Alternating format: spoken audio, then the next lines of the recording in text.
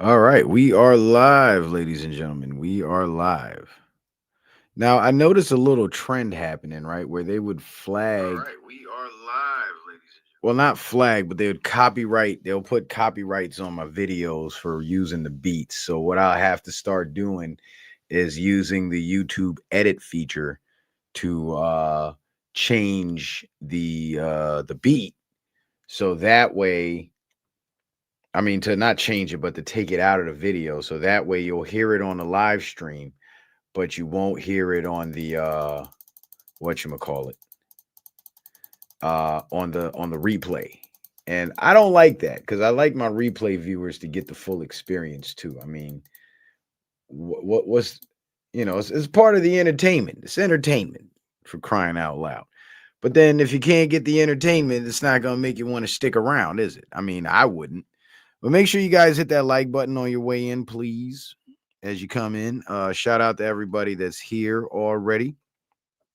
Shout out to everybody on Rumble. Let me log into the Rumble really quick, see what's going down on Rumble. But before we get started, I just want to say YouTube, fair use, fair use. The instrumental I'm about to play is for entertainment purposes only, which falls under fair use. All right. So don't take away my monetization for some tunes. All right. Don't be haters. This is just for entertainment. All right. So let's get it.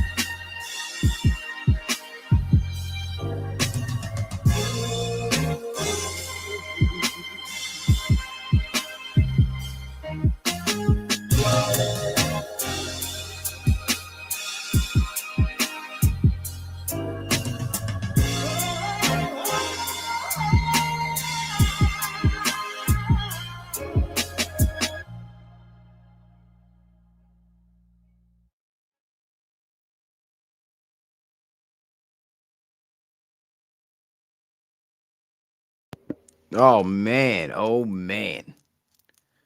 Y'all like that beat? I like that beat.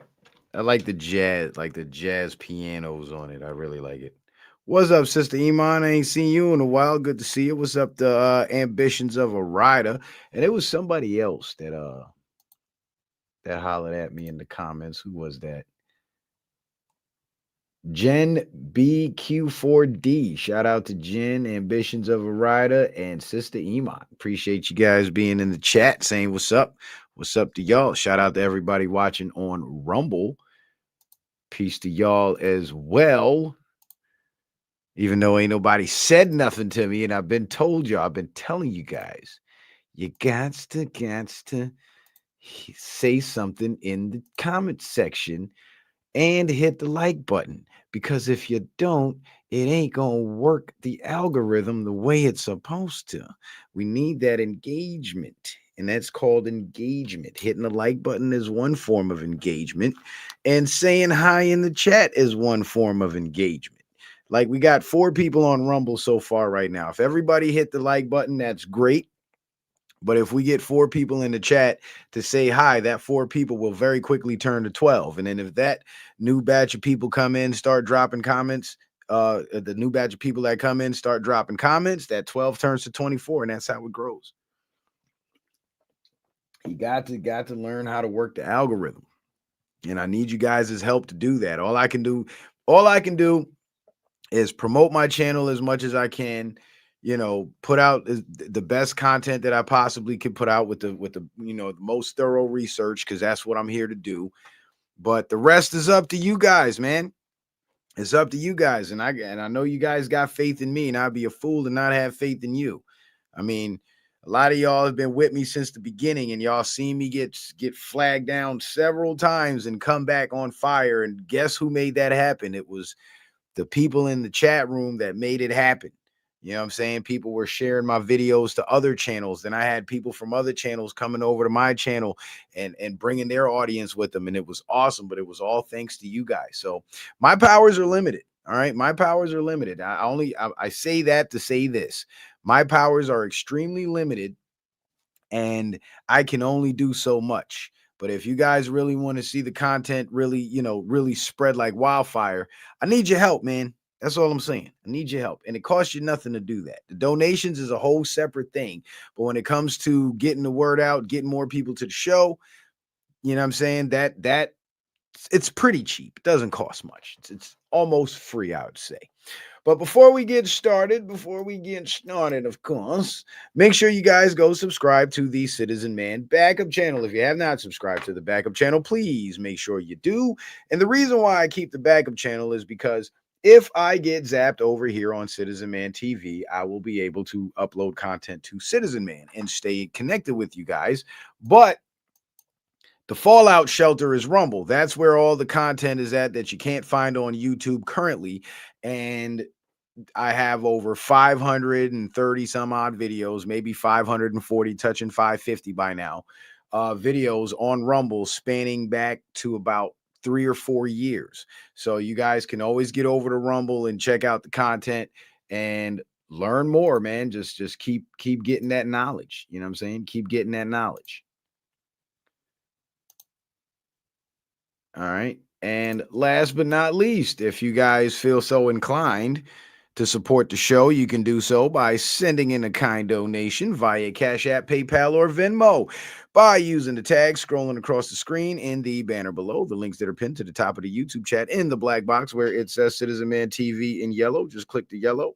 The box opens up and all the links are available. And you can also find those links in the description box of every video on YouTube and Rumble. All right. So big shout out to my good brother Lee14224 with that faithful support as always on the PayPal. Let me go see what my brother Lee had to say. He usually keeps it short. He says Wednesday's show was a 2-listen show, even with the technical difficulties. Keep up the great work. Well, thank you, brother Lee. I appreciate that. I appreciate that. I appreciate that. And I will definitely try my best to keep up the work, man. And you know why why the show started acting up. It never does that, by the way. Every time I go live, everything runs. The most technical difficulties that I've had since I've gotten this new operating system was the intro music skipping when I had too many tabs open. So I'd have to stop the screen share, pause the music, stop the screen share, restart the screen share, then play the music again, and then everything's fine after that. But for some reason on the last show, soon as we got to talking about the Easteen stuff, all of a sudden everything starts bogging down and borging out and all that shit. So, and it was crazy is I have more on it that I really would like to share with you guys. I just don't want to cause any problems, but what I'm gonna do is, instead of harping on it for too long, I'm gonna kind of show you guys the slides real quick so you guys can observe, grab the screenshots, and then I'll move off of those slides and then I'll discuss it. Maybe that'll work a little better. But that's not what tonight's topic is mainly about. The topic is the new world order will be defeated by the old world knowledge if we can rediscover it. And guys, YouTube, we got 39 on YouTube and I'm seeing 21 likes. Get those likes up. So basically what I'm implying is that the new world order, their power comes from our ignorance. They know things that we don't know. And they've created this propaganda machine to convince us not to know, to convince us that knowing is a bad thing, to try to get us to believe that what they're telling us is the truth. And it's not the truth. It's an absolute lie. And the reason why they're lying to us is because they're hiding knowledge, and they're hiding the knowledge because with that knowledge, they get to control the markets, they get to control the economy, they get to control the production, thus they control the people. And that's what, and that's what they've been doing since the last great reset in the 1800s. Now, when it comes to the reset thing, I believe that every 100 years or so, the elites would carry out some sort of catastrophic event to mass depopulate the planet, or the plane, I should say. I shouldn't even use. I'm a flat earther. I shouldn't even use that terminology. That's globe words. To a flat earther, them is fighting words. But anyway, and I believe the reason why they do that is because human civilization had become too knowledgeable, had become too advanced. They knew too much. So we had to get rid of these people because there's too many of them to silence them. And what happened after the Great Reset in the 1800s was the phenomenon of the orphan trains. And I believe what was happening with the orphan trains was, after the cataclysm, the children, most of the adults died, but the children who survived were I guess rescued by other survivors. And there's documentation of this in these old 19th century institutions and orphanages and so on, where they have children being brought in and documented as not having found without parents or guardians or whatever the document said. And the notes would say they were brought to the institution by strangers. So that sounds to me like they were rescue parties that were rescuing the kids and bringing the kids to these institutions, because I guess those were the safe havens or the shelters where the children would be safe. And with that new generation of children, they were brainwashed and institutionalized to believe the fake history that we've been taught. And as they had future generations of their own, they passed these lies on to their future generations. And here we are today with a whole different story other than what actually happened back then. And for the kids I guess the older kids that were more defiant and remembered and couldn't assimilate into the institution, they would have been sent to the insane asylums, because at the same time, there was a mass expansion of the psychiatric industry, especially in the United States, where all these mental institutions were created and mass numbers of people were locked in there. And I believe that was at the time, that was their version of censorship. The people who remembered the old world, remembered the cataclysm, remembered details that the elites didn't want the future generations to know. These people were called crazy and they were locked away. Kind of, and what's funny is it's the same playbook we see in politics today, right? People who know the truth, who know what the agenda is, who know about the New World Order. What do? They call us tinfoil hats. They call us kooks. They call us crazies. They call us conspiracy theorists. There was even a time when they were running news articles saying that people who support Trump or people who are against the establishment or question the mainstream are mentally ill. And they named it. They gave it a name. They called it oppositional defiant disorder. Yeah, they really did that. You probably can Google it now and see that they really have dubbed that a disease, like people who just don't want to be sheep. So it's very interesting to note that with the reset of the physical, you know, cities, there was also a reset of the human minds. So while the adults that knew and the older kids that remembered the old world were being locked away in insane asylums, the younger kids who didn't really have much memories of what happened were then raised in the institutions and fed that false history. But the people in the mental asylums, most of them, I would presume, were not crazy people. They just knew some shit that the establishment didn't want being talked about. So that was their way of silencing them. And perhaps while in those institutions, those stories were passed on from generation to generation to generation throughout those mental institutions. And a funny thing is, somebody left me a comment and they made mention. I wouldn't say it was a disparaging troll comment. I wouldn't call it that. It was just somebody, I guess, questioning my theory, which is fine. But they made mention of Tartaria being nonsense, apparently, and said that it's a story that came about 50 years ago. But what's funny about that, right, is 50 years ago was around the time when the deinstitutionalization movement in America was happening. That's when all the mental institutions were being shut down and people were being let out. So perhaps maybe this ancient knowledge or this old world knowledge that was confined to those mental institutions was now being talked about in mainstream society because the people that were in there and knew the stories and heard the stories were now free to roam about the country. Thus, with the closing of the mental institutions, which was meant to hide the knowledge of the old world, the knowledge of the old world got out. Hence, the stories started circulating or becoming popular about 50 years ago. And that's around the same time the mental institutions that they used to keep those stories hidden were closed down. So the timelines actually seem to add up pretty closely. Now, the reason why I say the old world knowledge is what's going to defeat the new world order is because we are already living under the New World Order. The New World Order was established back in the 1800s when all these Tartarian cities were destroyed and retaken and renamed. And if you look at the thumbnail, what you see on the right is a very odd picture, but it's an old photograph from 1923, and it shows an indigenous American tribe or a family that's a part of an indigenous American tribe.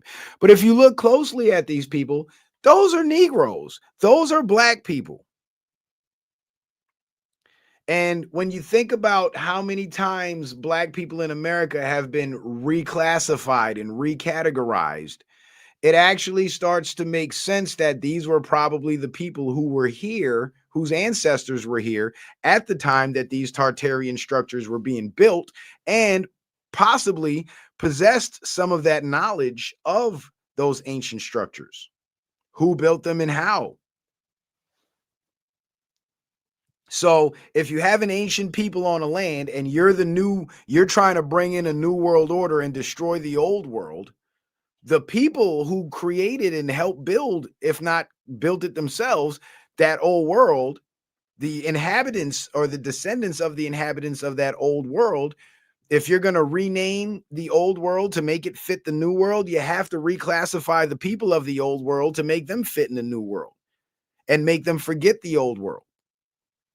And it seemed to have worked, because there's Black Americans right now whose ancestry goes back to these native tribes, these indigenous tribes, but they believe they came from Africa.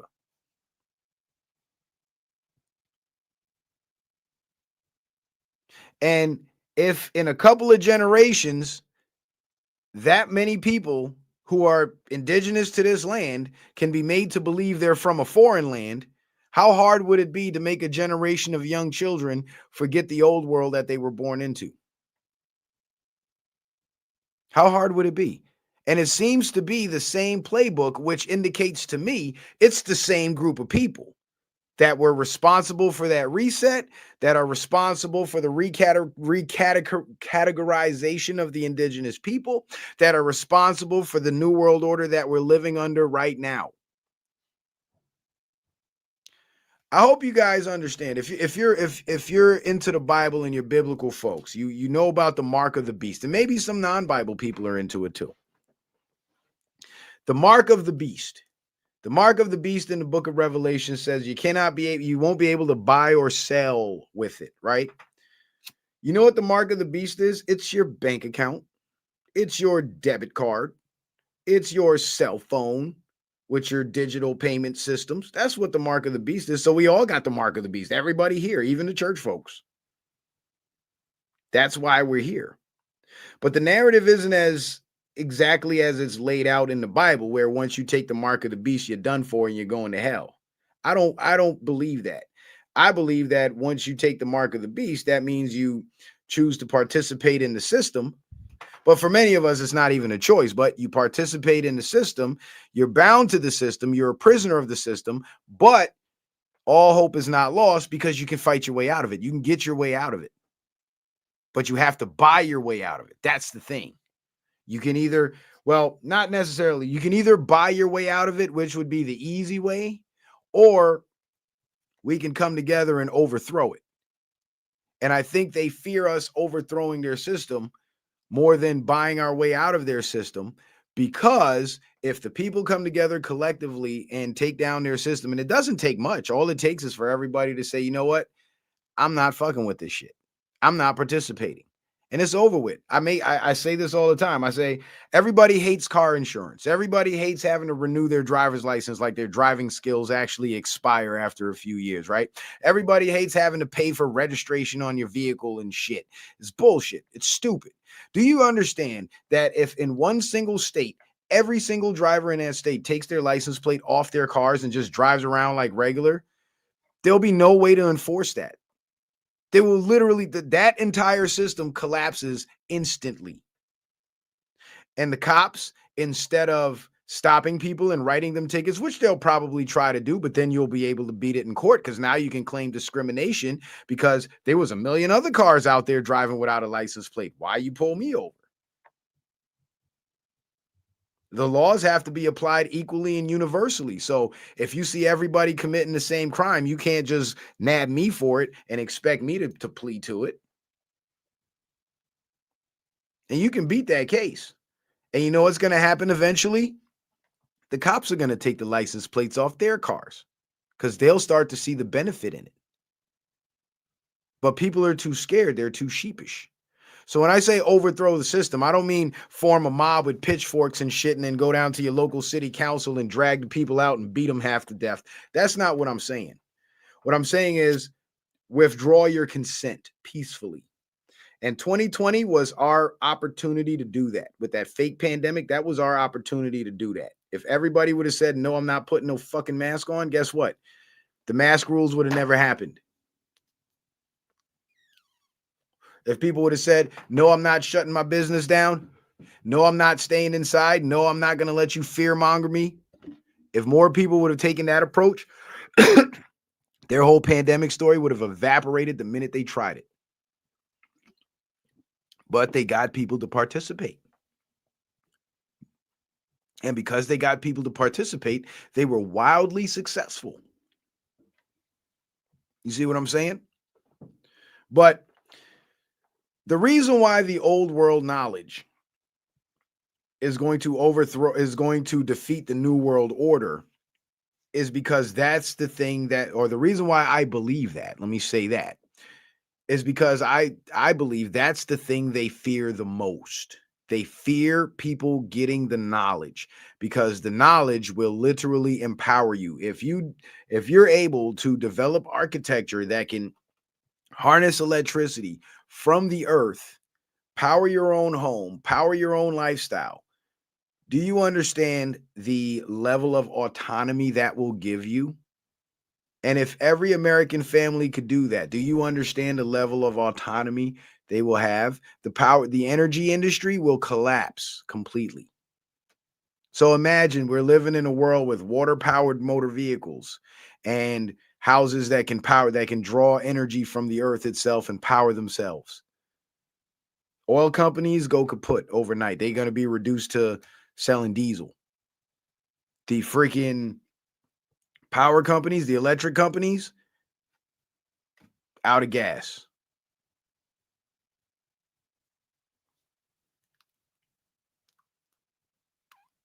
And the only utility companies that'll probably survive would be the water companies. But then imagine how cheap the water would be if everybody could create electric pumps and power them themselves to pump their own water or dig their own wells. Then all the utilities, all the municipal utilities will be out of business.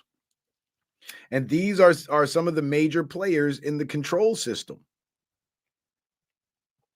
So if we can empower ourselves and shut them down, that puts us 10 steps ahead of the game. Because imagine how much money you spend on utilities every month for 12 months a year. Now imagine if you didn't have to spend that money, how much money you'll be able to save, how much money you'll be able to invest, how much wealth would be created from a system like that.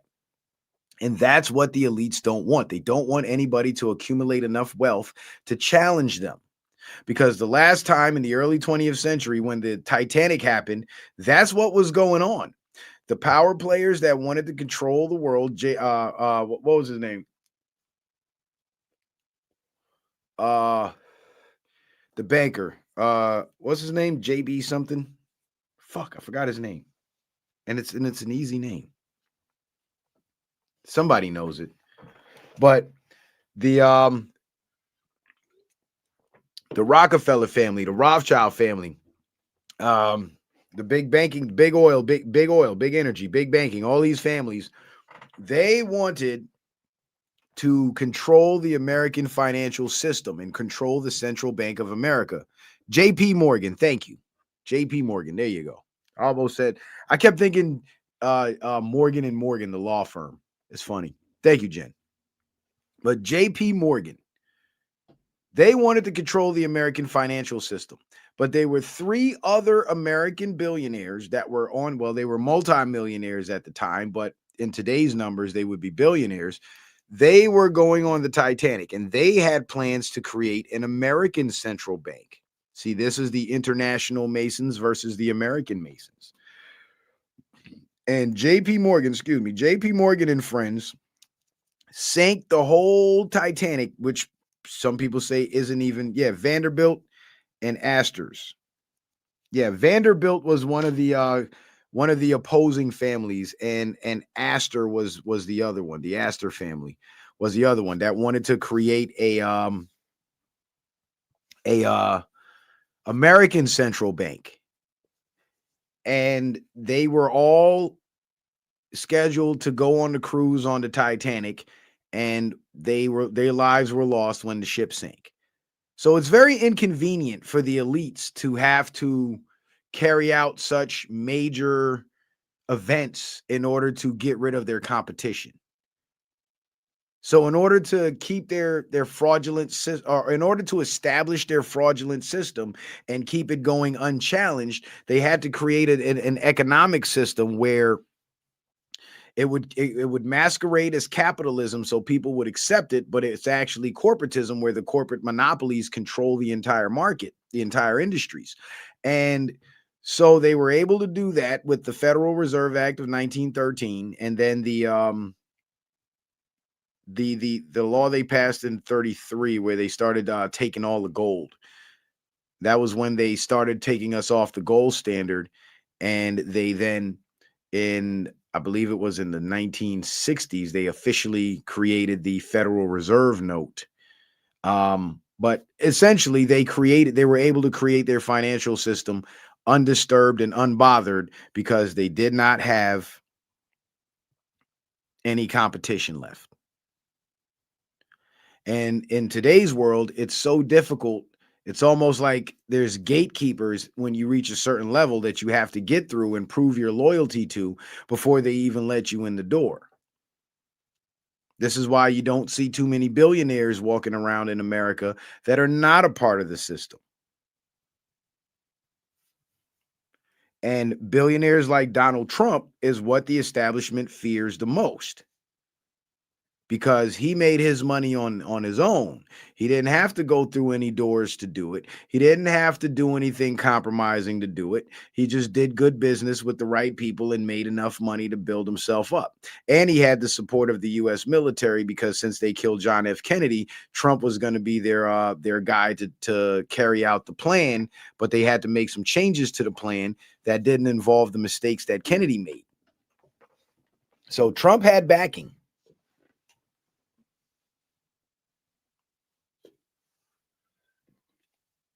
And this is why he's such a major threat to the establishment now. But Trump can't save America by himself. Americans need to save themselves. And the way we do that is we start learning about business. We start learning about wealth building. We start learning about finances and economics, and learning the laws, and learning how legislation works, and learning how to run for office and represent the people that you care about and that you want to represent in your hometowns. We have to take those positions, because the constitutional form of government that America has was based on the same form of government that these people had, the indigenous people had. When the European settlers came over here and established the British colonies, after a century or two, when they decided that they wanted to go for their own independence, when they created their founding documents, the wisdom and the foresight that was written into the Declaration of Independence and the Constitution of the United States did not come from those men that settled the land, whose then successors, I guess, took over the task of fighting for independence. Those documents, that information, that knowledge came from these people. And if these people and their ancestors could think of such profound principles to write into a document that has lasted over 250 years up until the modern day, that's pretty impressive. And that's indicative of a level of intelligence beyond what any of us can fathom, which to me is an indicator that it's quite possible that these people would have had the knowledge of how to build those grand structures that we see today, that we're being told were built in the late 1800s, early 1900s, which is bullshit.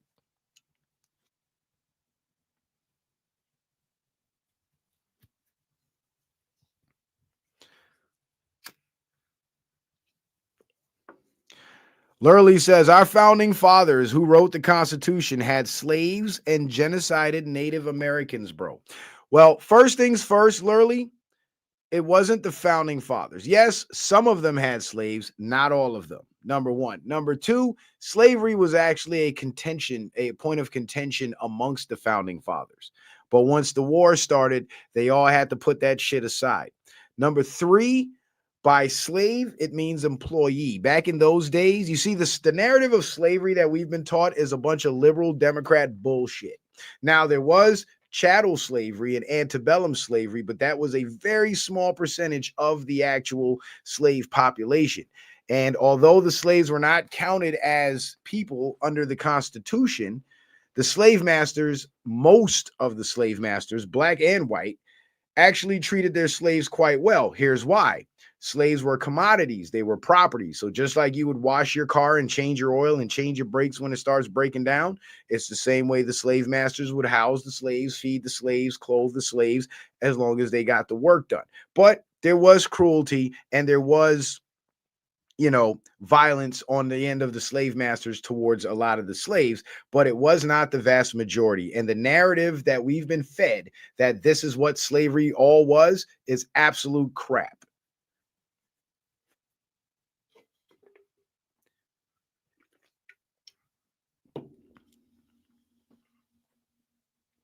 It's absolute crap. That is not what slavery that was not the total that is not the totality of what slavery in America encompassed. Even though it was a dark time and there was a lot of wicked shit that went on, it was not the majority like they sell us in the mainstream media. The majority of slaves had contracts where they would work for the master for a certain amount of years and then they would be free to go, free to leave. And what they would do is they would go find another plantation and they would contract with that person and they would work with that person. And that's what became known as what they call the sharecropping deals after slavery was abolished. And what changed with the sharecropping deals was the slaves then had to they were no longer slaves, they were pretty much tenants on the land. So they were granted a portion of the land to call their own, to build their houses, feed their families, grow their gardens, do whatever they had to do. But their job was to work on the plantation. That's how that played out. That's how that went down. And if you really want to know the truth about slavery, Lurley, I think you should go study Dane Calloway. Dane Calloway has excellent research on it. And it was from his research that I was able to do some research of my own and find the real truth.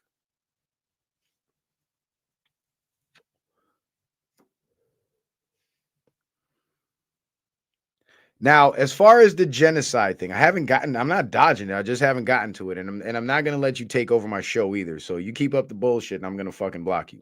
But just to answer your question, Lurley, I understand you may disagree, but hold your mule for a second, right? As far as the genocide, they were settlers in America that collaborated with the native indigenous Indians. But they were also groups of settlers that were warring with the native indigenous Indians and stealing their lands. And what started to happen was the people that were stealing the land from the Indians were doing so with the backing of the British colonies. And the Indians who were having their land stolen were communicating with the Indians that were cooperating with the other settlers. And that was part of the reason why the whole Revolutionary War started in the first place. Because these settlers, with backing from the British Crown, because these were new people looking to conquer new lands, they were causing trouble for the people who were already here. So what would happen was the American settlers who had been here and were friends with the Indians, they would arm the Indian tribes and they would arm themselves, and then they would have little skirmishes with these new European settlers that were genociding the Indians. Now, when the war broke out between the British and the Americans, there were other tribes, because there were several different tribes, right? There were other tribes that sided with the British and were helping the British steal land from other Indians, the Indians that they had beef with, and thus they were encroaching on the Americans' territory and they were causing chaos for the Americans. And the Indian tribes that were siding with the Americans fought against the British military and a few Indian tribes that sided with the British. Now, after the Revolutionary War was over, the British were defeated. They got the run back to England. But the native tribes that sided with this foreign enemy were now viewed as domestic enemies. This is why in the Constitution it mentions all enemies, foreign and domestic. This is where that comes from. And by, I believe, when was it, 1790 or so, when the Indian Removal Act was passed, or was it the early 1800s? But around that time, a few decades after the Revolutionary War, the Indian Removal Act was passed, but it was targeted at the Indian tribes that had sided with the British, because they were seen as traitors to America. And if you go back and you study that history of the Indian Removal Act, it was targeted at specific tribes, and other Indian tribes assisted in the removal of these tribes. That's how they ended up on the reservations. It wasn't just a blind genocide because white people hated brown people. That's a very simplistic way to look at it, but that's what the mainstream media would feed us. That's what they fed us in school, which was all bullshit. Yes, Trail of Tears, Ranger, Trail of Tears.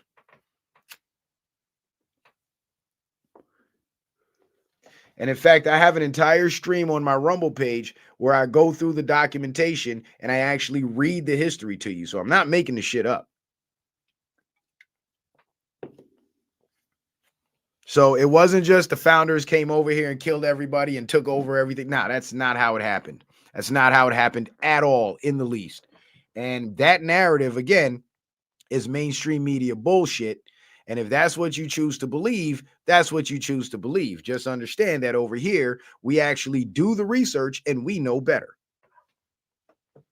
But let's get this thing going. Let's get this thing going. So, in essence, what does Grand Tartary have to do with the indigenous people of this land? Well, those monumental structures that were built all over the Tartarian Empire, all around the world, the ones that were built in North America were built presumably by the hands of these people and their ancestors. These people's ancestors a very, very, very long time ago. And considering the fact that it was the ancestors of these people that built those structures here in America, it's presumed that these would have been the people who possessed the knowledge of how it was built and also how it was destroyed. So, how do you silence these people? Well, you reclassify them, you give them false history, you keep changing their identities so they never know who they are. And you do everything in your power to prevent them from getting back to knowing who they are. Because once they realize who they are, then they'll grasp a full understanding of what their ancestors had accomplished. Then they're going to look into what their ancestors had accomplished. And before you know it, they'll discover the old world knowledge. And once the old world knowledge is rediscovered, the new world order is cooked.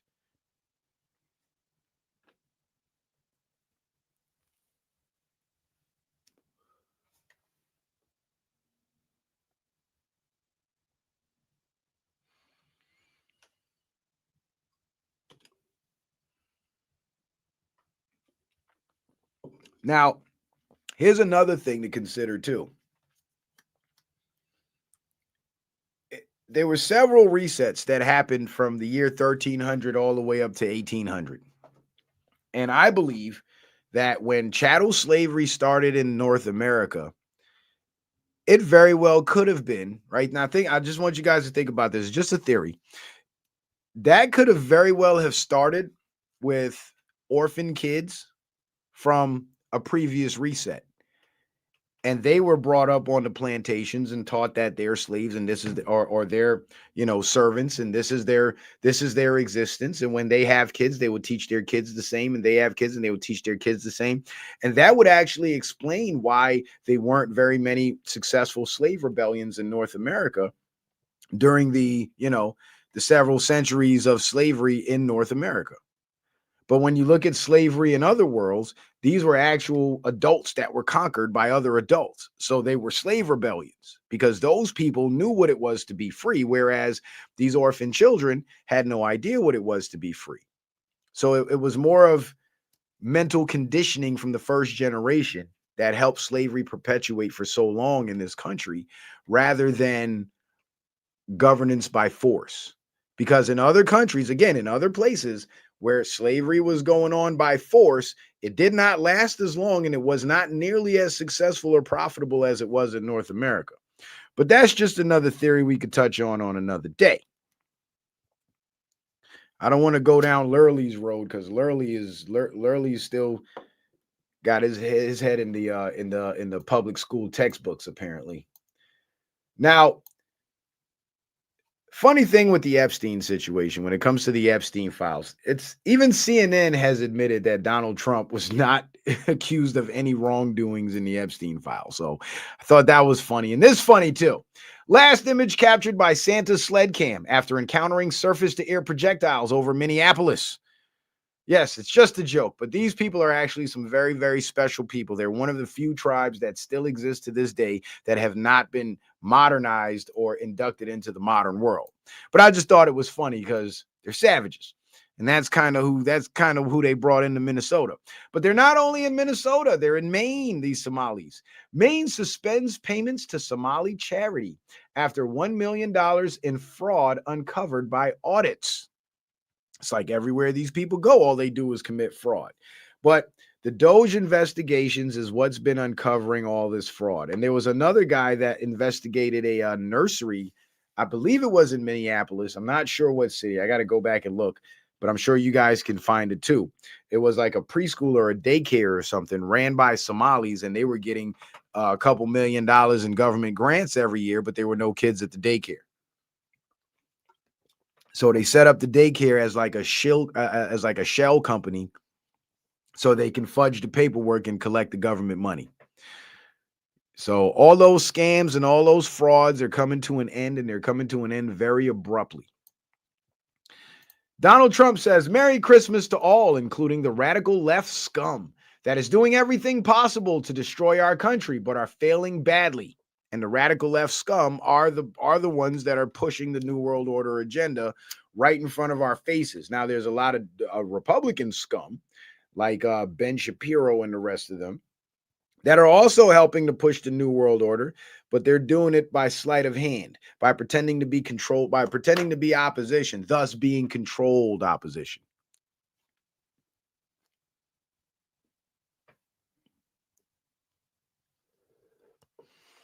Yes, Lurley, there was no connection. It was a fucking meme joke, you idiot. What the hell is wrong with you? Did you not hear what the fuck I said? All I said was these were very special people because these are one of the few tribes that still remain on Earth that have not been modernized or inducted into modern society. I said nothing about the indigenous people of this land. So I don't know where the fuck you got that shit from, but whatever. Yeah, you know what? I actually am mad because now you're starting to disrupt my show. So you got to get the hell out of here. So now you're blocked. Say something else. Oh, wait, you can't, dummy. Obviously, you're not here to have a conversation. You're just here to disrupt the show. So thank you. I took the time to answer your idiotic questions and break the shit down for you, and you're still an idiot. So I tried to educate you, and you're still stupid. So there's nothing else I could do for you, sir. You have to go. The special class is down the hall. Helmets are in the locker to the left of the door. All right. Anyway, we no longer have open borders, men and women's sports, transgender for everyone, or weak law enforcement. What we do have is a record stock market and 401ks, lowest crime numbers in decades, no inflation, and yesterday a 4.3 GDP. That's actually optimal. If you guys didn't know, that's actually pretty good. 2 points better than expected. Tariffs have given us trillions of dollars in growth and prosperity and the strongest national security we have ever had. We are respected again, perhaps like never before. God bless America, President Donald J. Trump. And he's not lying about the GDP thing. Elon Musk says U.S. economic growth will hit double digits within 12 to 18 months after GDP hits 4.3% in the third quarter. Now, for economic growth to hit double digits is insane.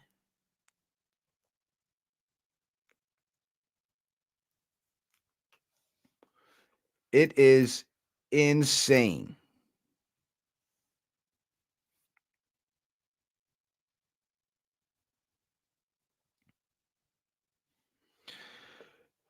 That's something that I don't think any nation on earth has ever seen, double-digit economic growth. So that's pretty good. Now, this would be huge, but it gets better.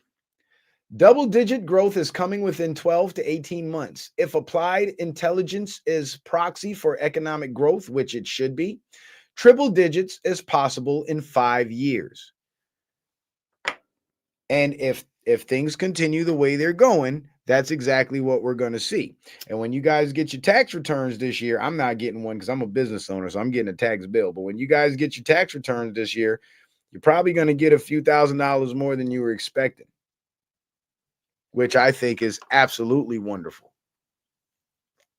And I think that's when a lot of people are going to change their minds about Trump.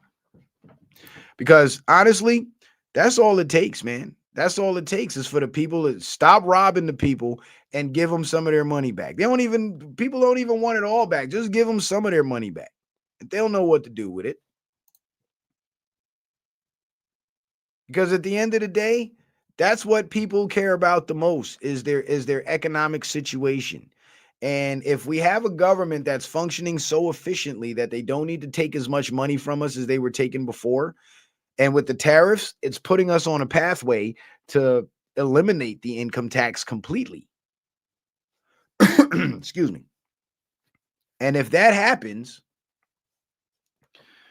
the amount of economic growth we're going to see on Main Street amongst the average working Americans, that's going to be insane. Home ownership is going to rise. More businesses are going to start. Um, Existing businesses are going to become more successful and more lucrative. There'll just be more money to go around. And on top of that, the housing market is about to crash. Did you guys know that? And by crash, it doesn't mean like what happened in 2008, where millions of people are going to lose their homes per se. What's going to happen is all these overpriced houses that banks aren't writing mortgages for, these sellers are going to have to lower their prices. All these high ass rents and shit, these landlords are going to have to lower their rent because people aren't going to rent from them anymore, or at least they won't be able to keep steady tenants in there. So every couple of months they'll be changing tenants. You know how expensive that is? Every couple of months you got to go back in there, fix everything and repaint everything, clean everything to bring in the next tenants. Like it's not sustainable. So by the housing market crash, it's nothing to fear. What it is real. What it really is a market correction, but it's going to happen in a very short period of time. So it's going to feel like a crash, but it's necessary because the housing prices are getting out of hand. And when you get to a point in the housing market where you go to buy a house and the house is in reality only worth about 200,000, but the seller's asking 400,000, the banks are going to look at that. And that's what's been happening. They've been looking at the age of the house, how many times that house has changed hands. They're going to look at the property value and what it's projected to be, and they're going to make a determination, and this has been happening, that it's not feasible for them to issue a mortgage on this property. And so qualified buyers are going to get denied, not because they couldn't meet the qualifications, and that's what's been happening. They're getting denied because the banks don't see the property being valued at what they're about to pay money on.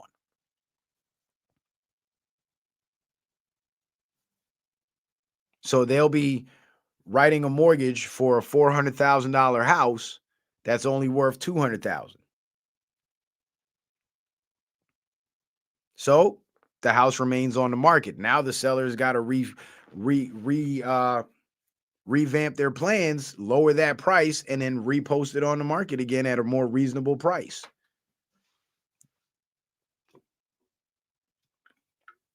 And because the prices have been going up and up and up and up, that's been happening more and more and more. And as you lose buyers, demand starts to go down. And when demand goes down, prices go down. Not only that, but there's a lot of new developments and new housing being built.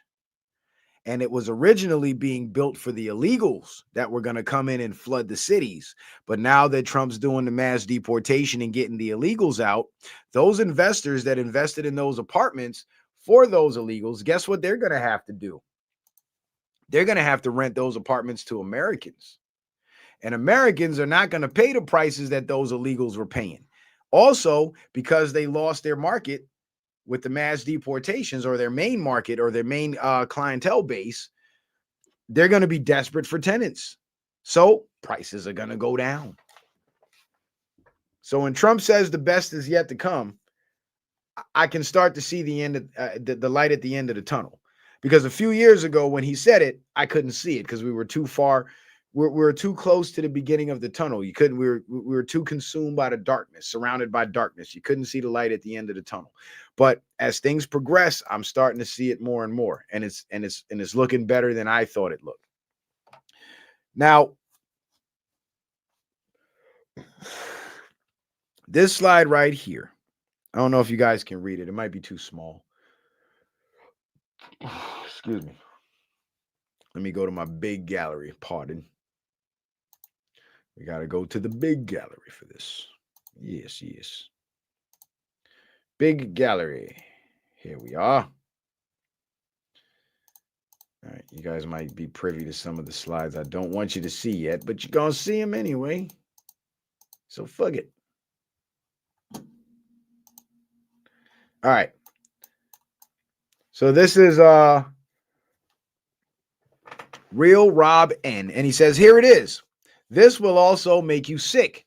United States military ballots, Georgia election official under oath. So this is an election official in Georgia under oath giving a sworn statement, about the election fraud that took place in Georgia. You know, the same election fraud that Trump was challenging that Fannie Willis tried to have him indicted for. Yeah, that fraud. Now, here's how election fraud plays into all this. Elections are supposed to be the people's ability to choose their leaders, to choose their representatives. And when you have a power structure that rigs the elections to install whatever candidate they wish, regardless of what the people have decided, that is undermining the will of the people. That is enslaving the people. Because the freedom, part of the freedom that we, the people, have is the freedom to choose our own representation. And when we have people undermining our votes, what they're essentially doing is they're undermining our freedom to choose our representation. They're choosing our representation for us. And that is extremely egregious. So egregious, in fact, that Trump saw it fit to have the military, National Guard, in plain clothes monitoring the elections. And this is stated in the SARA, that there will be close monitoring of elections. The election system is going to be cleaned up. And as we've seen since 2018, 2020 was kind of the climax. But since 2018, we've seen less and less election fraud taking place. And the reason why they had to go all out like they did in 2020 was because the bus companies that would drive people around and have them vote multiple times in different jurisdictions and within the same state, those companies were indicted. The owners of those companies, they were indicted. The people that were voting multiple times and voting illegally, those people were going to jail. So that whole system had been quietly shut down. And so they had to rely on the electronic voting machines flipping the votes, and they also had to rely on the fake ballots. And they had to inflate the amount of fake ballots they needed because now they had to offset the number of votes they would have gotten from the people who were voting illegally. So in 2020, we saw a shift in their voter fraud strategy, in their election fraud strategy. Then come 2022, we had free and fair elections, and there were a couple elections where local elections around the country where there was fraud, and it was quickly corrected, and people went to jail. And I covered a lot of this back in 2022. Fast forward to 2024, we hardly saw any fraud at all. Trump wins the election fair and square, and now now it's time to really do some damage, and that's exactly what's happening. But Georgia election official under oath. How the fuck does 100% of military batches or military ballots, I guess is what he meant to say, go to a vegetable hiding in a basement? I estimated, and this is what the Georgia official said in quotation marks, I estimated that somewhere between 80 and 90% were going to Joe Biden throughout the day. It kept making me sicker and sicker every time I saw another Biden. Then I'm going through batches. 100% of the batches were Biden. I find that statistically impossible. The 2020 election was not an election. It was a treasonous conspiracy. So this Georgia election official says that there was obvious fraud in the 2020 election. So now we're going to start to see some shit shake up, and we're going to see some shit change. Now, people, like I said before, people have been going to jail over this 2020 election since 2022, in fact. And that's just what we've been seeing publicly. Now, what we haven't been seeing was people being picked up by the military behind the scenes for the 2020 election fraud, because the military got the right vote numbers and the military knows who the commander in chief is, and they've been following Trump's orders the entire time. Yes, even during the Biden show, and their main order was to stand down and let the Biden administration show the world what they're really about and whose side they're really on. Now, here is slide number 6. And Obama says Trump has a history that needs to be examined. This is what Obama says. Mind you, his name's not even Obama. And this slide right here is a telltale sign of who's responsible for the reset. So I'm gonna discuss that a little bit more once I get through this. But I'm gonna read the fine print right here that you guys can't really see right next to Obama. It says Occidental College records sealed. Columbia College records sealed. Columbia thesis paper sealed. Harvard College records sealed. Selective service registration sealed. Medical records sealed. Illinois State Senate schedule sealed. Illinois State Senate records sealed. Law practice client list sealed. Certified copy of original birth certificate sealed. Signed and what's that say? Signed embossed paper certification of live birth sealed. Baptism records sealed.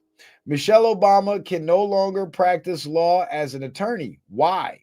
Michelle has 22 assistants when other first ladies had only one.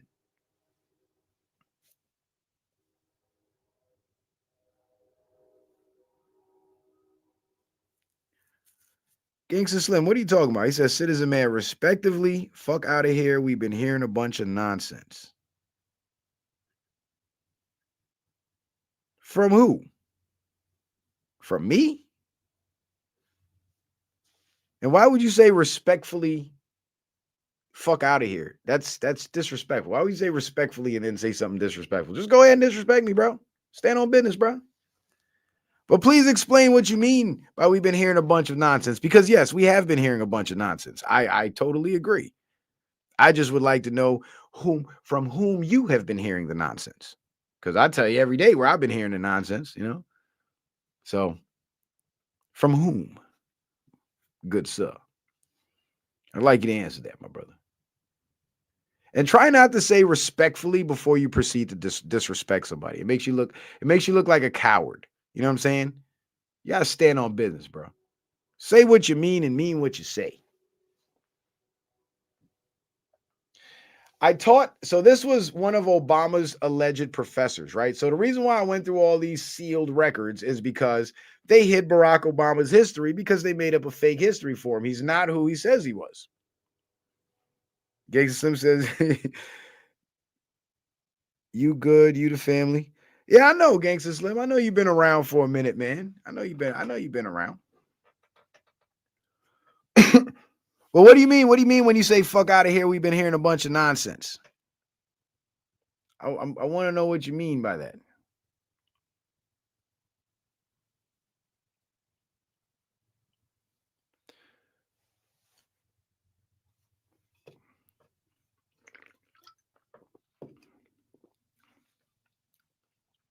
But anyway, so this was Obama's alleged professor, and this is what he said. I taught at Columbia for 46 years. I taught every significant American politician that ever studied at Columbia, right? He says, I know them all.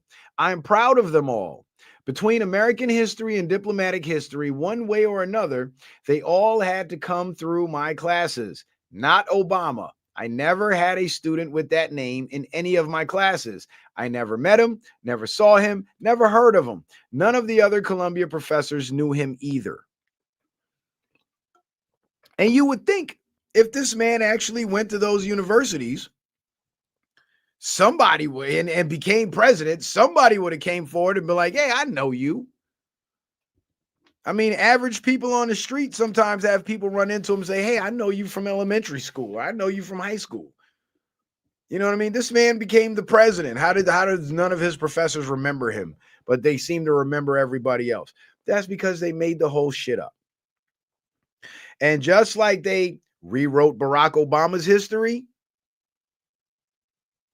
seems like these people are actually pretty skilled at rewriting history. So they rewrote Barack Obama's history, created a new identity for him, essentially renamed him, and put them in position. Now, isn't it interesting to note?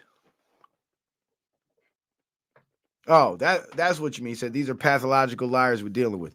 Yeah, Gangsta Slim, I agree. They're actually geniuses, but they're more like evil genius. That's the way I would characterize it. But anyway, this is their playbook, right? They would take some shit or take somebody, erase their history, write a whole false history, rename them, put them in position. Look at what they did to the Tartarian Empire. They destroyed it, they took over the buildings, renamed them, put themselves in position. It's the same playbook. Yeah, him and his husband. Exactly. Now, I believe, right, that 2020 was their attempt at the most modern reset. So I'm going to go through this slide and I'm going to tell you what I'm thinking. So Liz Wheeler says, your grandmother died alone in the hospital. Your husband was fired over a mandate. Your teenage son has heart problems. You lost your business. You weren't allowed to go to church. Your 2-year-old was forced to mask, but you want to forget the whole thing? No, I will never forget. Right? Now, think about this. When they were pushing the whole COVID thing, you notice that the statistics and the death numbers and the infection numbers and all that nonsense that they were throwing at us every day on the news only affected adults of a certain age and up. And the little children, like the younger the children were, it seemed like the less at risk they would be. And they were statistically. Did you notice that? So it almost appeared to me as if they were trying to wipe out the older generation and leave the kids so they can have a new generation that they can brainwash.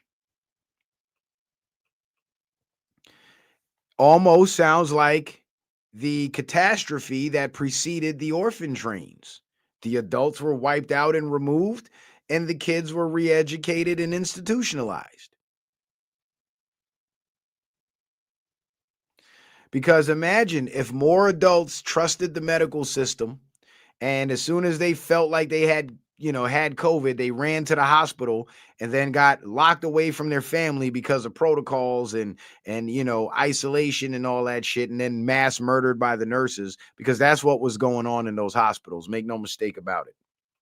That's why so many nurses had quit during 2020, because they didn't want, and were fired because they didn't want to participate in the mass murder. But that's what it was. They were mass murdering people. And they wanted to get as many adults as they could, because the adults would remember what happened, but the kids would very likely forget.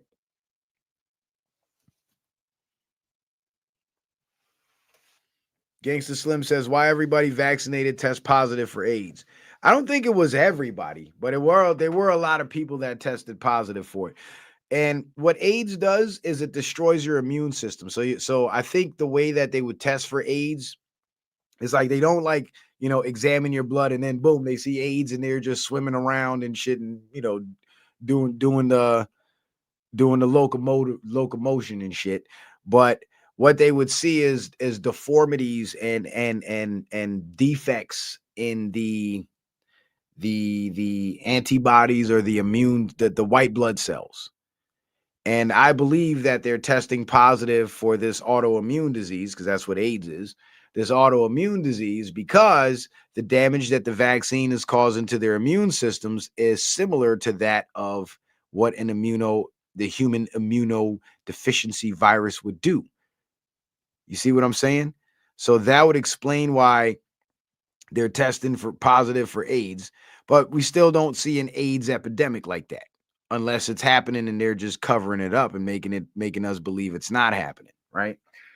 So it's because, so short answer is why everybody vaccinated is testing positive for AIDS is because it's the same autoimmune disease. Your body's having a similar autoimmune response as it would be having if you did have AIDS. Make sense? I hope it makes sense. Now, to the Epstein files. That's right, the Epstein files. So, funny thing, the Trump administration, the DOJ, has declassified several of the Epstein files, a large portion of it. The government website sucks, but there's other people out there who have taken that data, compiled it, and you can actually kind of go through it a lot easier. But a lot of it is redacted.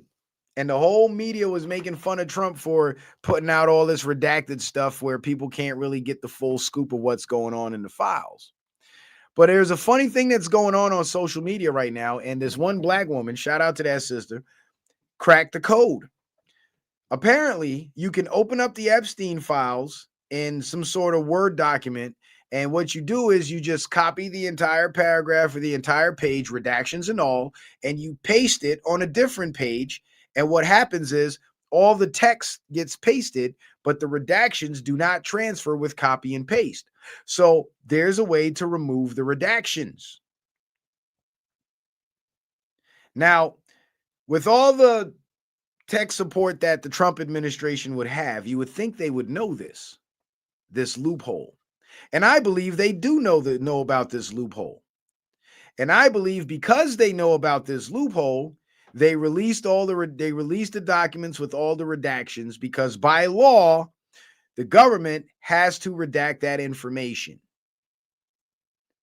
And the redactions in the Epstein files involve people who are currently under investigation, as well as victims and other sensitive information pertaining to the victims. That's what's redacted. And if there's that many redactions in the Epstein files, that means there's probably that many victims in conjunction with that many suspects under investigation currently. So I think the Trump administration knew exactly what they were doing when they put out the redacted Epstein files because they knew somebody out there was going to crack the code and figure out how to unredact the files. Thus, all the information gets released to the public.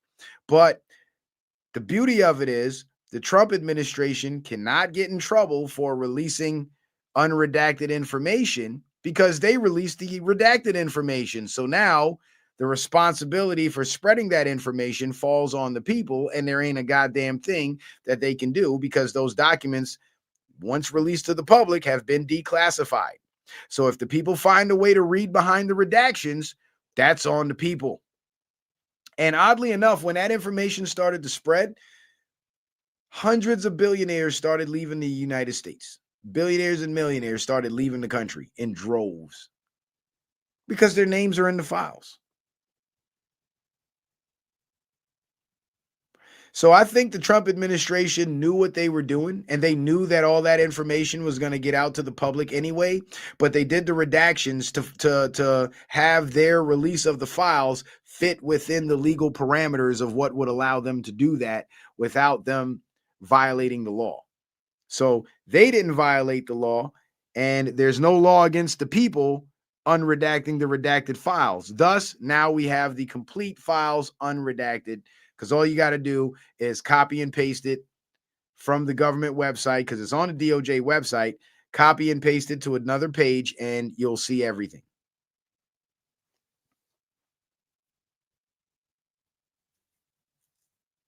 And I believe Trump did this to cover his ass because it would be in Israel's best interest to not have that information released. So now Trump can wash his hands and say, hey, Israel, don't kill me. I'm not the one that unredacted the files. I put out the files the way you wanted. So don't go blow up buildings and try to come kill me or my family, G. Meanwhile, the people get the truth anyway. Wonderful. Beautifully played. Brilliantly played. Masterful is what I say. Masterful. Now, thanks to the ability to unredact the Epstein files, it's come to the attention of the general public that Donald Trump's name has been mentioned over 600 times in the Epstein files. So while these pedophiles were having their back and forth communications, they kept talking about Trump. And the goofy thing about the whole shit is this. The people that are trying to use this as some sort of strike against Trump for some reason, they're neglecting one very important factor. And the very important factor is this. Two important factors. Let me correct myself. Two very important factors. Important factor number one is these are a bunch of pedophiles talking with each other. So if you're going to believe what these motherfuckers are saying, you're literally taking the word of pedophiles. So consider that first, right? Second important point is they're all mentioning Trump's name because they're afraid of Trump. They're all talking about him. There's nowhere in the Epstein files where Trump has direct communication with any of these people. No dialogue between Trump and any of these people. It's all these people, all these pedos talking amongst themselves about Trump. Have you ever had a bunch of haters that couldn't keep your name out their mouth?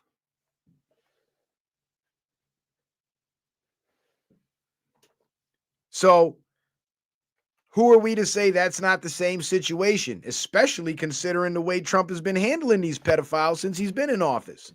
They were obviously they were obviously scared of the man. He was their biggest threat. So of course they're going to have his name all in their mouth.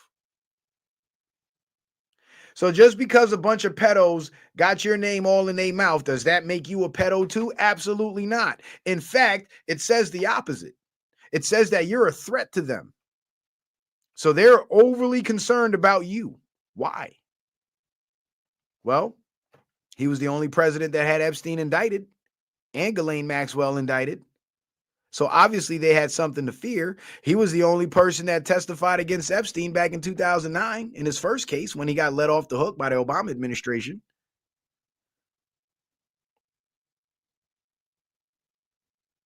So again, don't let the propaganda make you a dummy and keep you in that one track mind of Trump bad, Trump bad, Trump bad. Consider the circumstances and use your brain. Use your fucking brain. First of all, we don't take the word of pedophiles. Only pedophiles take the word of pedophiles. That's number one. Number two, we've all had situations and times in our lives when there was a bunch of people hating on us and couldn't keep our fucking name out their damn mouth. Most of us have had that experience. And if you're black, you definitely had that experience. And it was probably with your own damn family members. Cause why? Because you didn't want to go along with their bullshit program. That's usually what causes that. Am I right or am I right? I've experienced it. I know I'm not the only one. I don't want to go along with their bullshit. Now I'm the black sheep. Now my name gets brought up in every conversation when somebody feels the need to talk shit. It's happened to everybody. This is nothing new. So let's not sit here and act like this is any evidence against Trump when even on CNN they had to admit that Trump is not implicated in anything.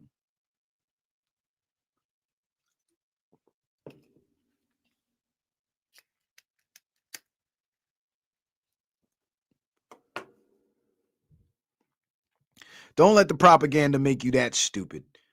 And don't let your hatred for Trump make you that stupid either. Because to try to use this to say Trump is bad makes you stupid. Because you're literally ignoring the reality of the situation. And you would have to ignore the reality of the situation in order to actually believe this implicates Trump in any way.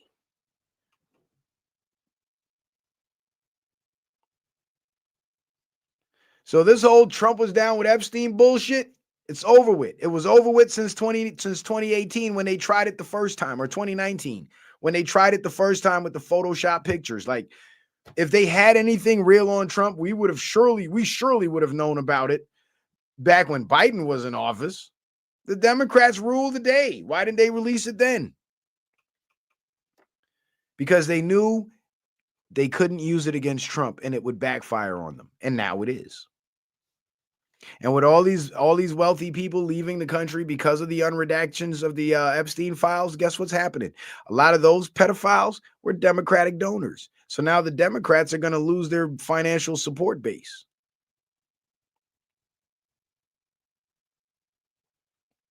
So although Trump's release of the Epstein files didn't appease the public in the way we thought it would, it's actually having a much greater effect, which is stripping the Democrat of a large portion of their financial base, their financial support, by forcing these wealthy people to flee the country. And Trump released the Epstein files without releasing the Epstein files. So we can't say he didn't release the files.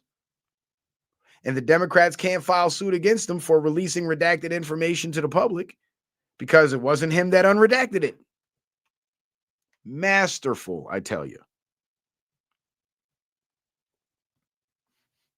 And if you think that makes Trump a bad guy, your intelligence level is in the dirt. Your IQ matches your shoe size. And if you have size 100 shoes, you need to go get your feet checked.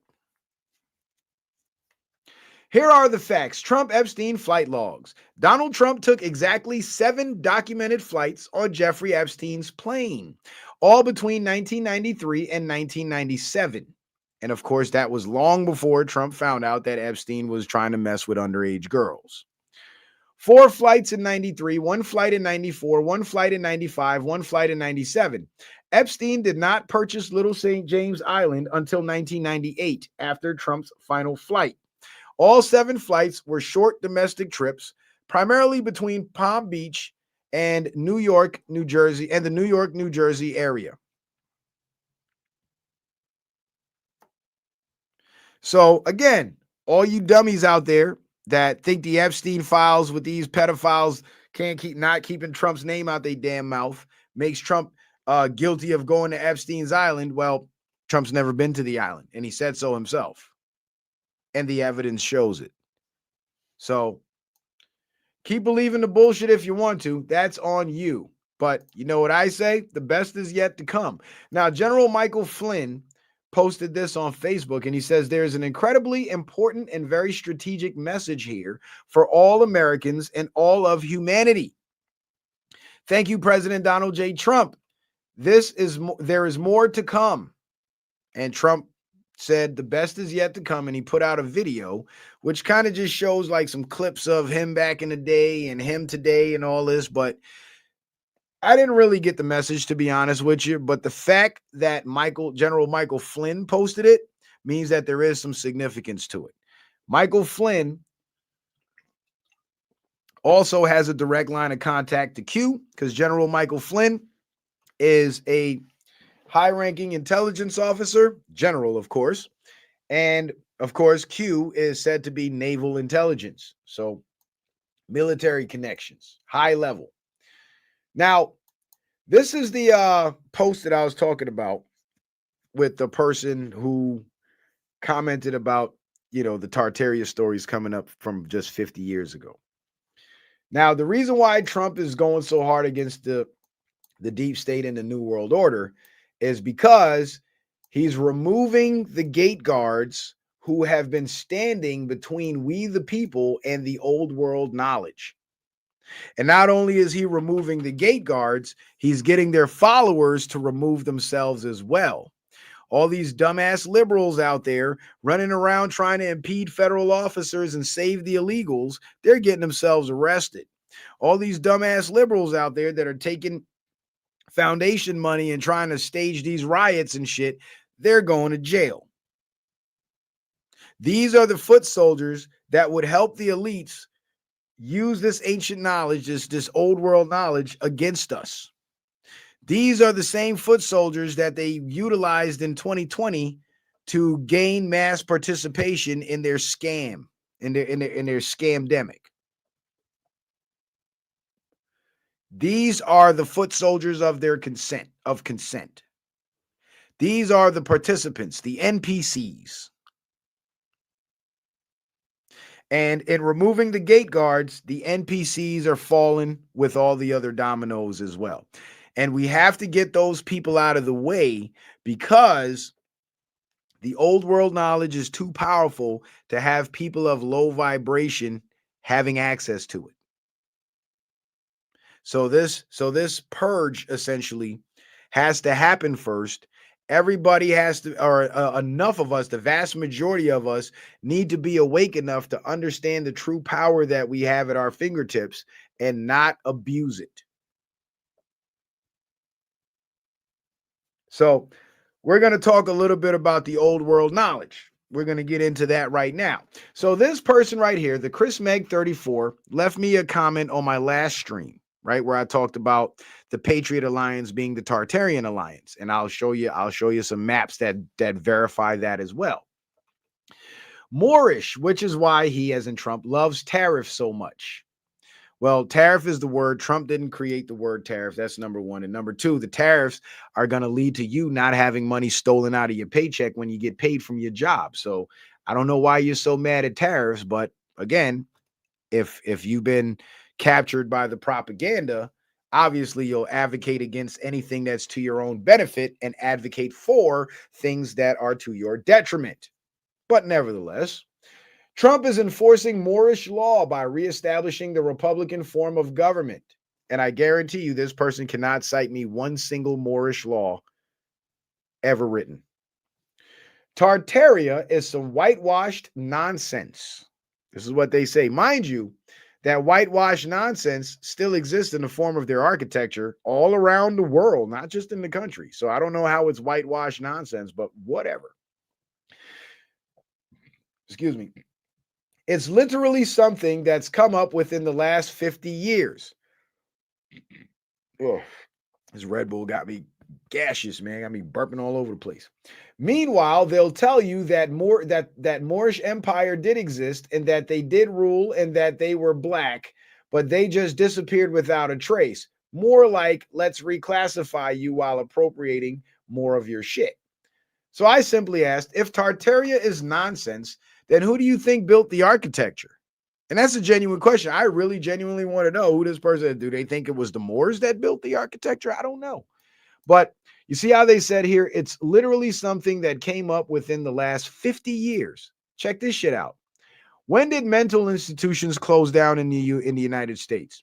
Mental institutions in the United States began closing in large numbers in the 1960s and 1970s as part of the deinstitutionalization movement, shifting care to community-based services spurred by new medications like Thorazine and court rulings, which with closures continuing into the 1990s and beyond. Though the planned community care often fell short. So 1960s and 70s was when those mental institutions that they were locking up the people who knew about the old world in, that's when they started closing about 50 years ago. And the one accurate thing this person said is the Tartarian story came about within the last 50 years. Around the very same time, the mental institutions were closing down. So it could be some mental insane nonsense that the crazy people came out of there talking, or it could be the true history of humanity that's been hidden from us and why there's so many lies surrounding these magnificent structures that we see all over the world. Because here's the thing.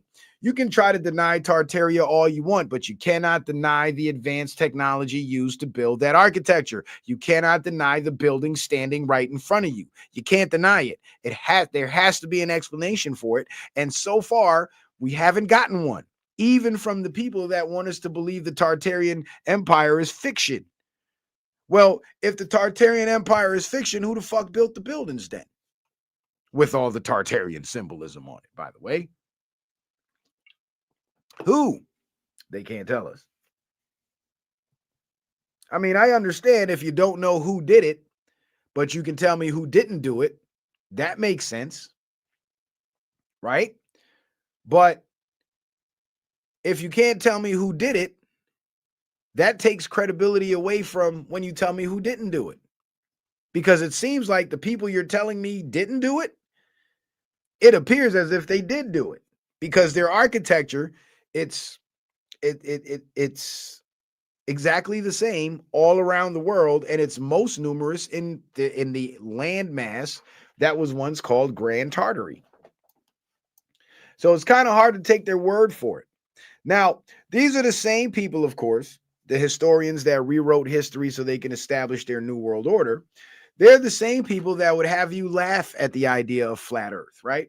And I believe now, because at first, there's plenty of reasons why they would denounce flat Earth and make you think it's stupid because they don't want you to investigate it. Because upon investigating the flat Earth, you will find that there's a lot of knowledge that's hidden and encoded within the flat Earth, spiritual knowledge.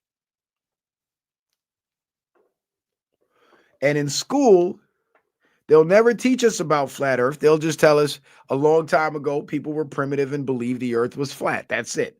But when you actually look into what these people believed, it's quite extraordinary. Here we have several different cosmologies, and I'll read them off to you labeled at the bottom. The first one is Egyptian. We'll go from left to right. Egyptian, Norse, that's like the Vikings. Hindu, that's the Indians. Mayan, that's over in the Americas. Excuse me. Inca, North Central America. Navajo, North America. Greek, Europe. Hebrew, the Middle East. Right? So we have all these ancient cosmologies, and they all have similar structures. The Egyptian cosmology has Nut and Geb. Nut is the one leaning over, and Geb is at the bottom as a flat plane laying flat, and Nut is forming the dome. The Norse cosmology, you got the flat Earth, you got the dome, you got the underworld beneath the flat Earth. Hindu cosmology, you got Ouroboros, the snake eating itself, which represents the recycling of energy, and then you got the flat Earth in the middle, and the dome, the snake Ouroboros forming the dome. In the Mayan cosmos, all the way in Central America, you got the flat Earth, the disk in the middle, the underworld beneath it, and the dome above it. Inca cosmology, same thing, flat plane, dome. Navajo, flat plane, dome. Greek, flat plane with the dome. Hebrew, flat plane with the dome. And I believe that the dome-shaped structures in the Tartarian architecture was inspired by this ancient cosmology, this ancient flat Earth cosmology. And a big part of the reason why even independent researchers today can't really understand or conceptualize how these megalithic Tartarian structures were built is because they're not thinking along the lines of what these people were thinking. When those structures were built, people knew that the earth was flat. So they were built by flat earthers with deep knowledge of the earth. So deep, in fact, that they knew how to harness energy from the earth. Mainstream science doesn't teach us anything about that today. They teach us that we need fuel to harness energy from the earth so they can sell us their fuel. Or they can spend the money on the fuel, harness the energy, and sell us the energy. So they've hidden that knowledge from us for sure with the flat earth. But when you think about the flat earth cosmology and the structure of what the cosmos is depicted as, it kind of becomes clear where the inspiration for these grand structures would come from.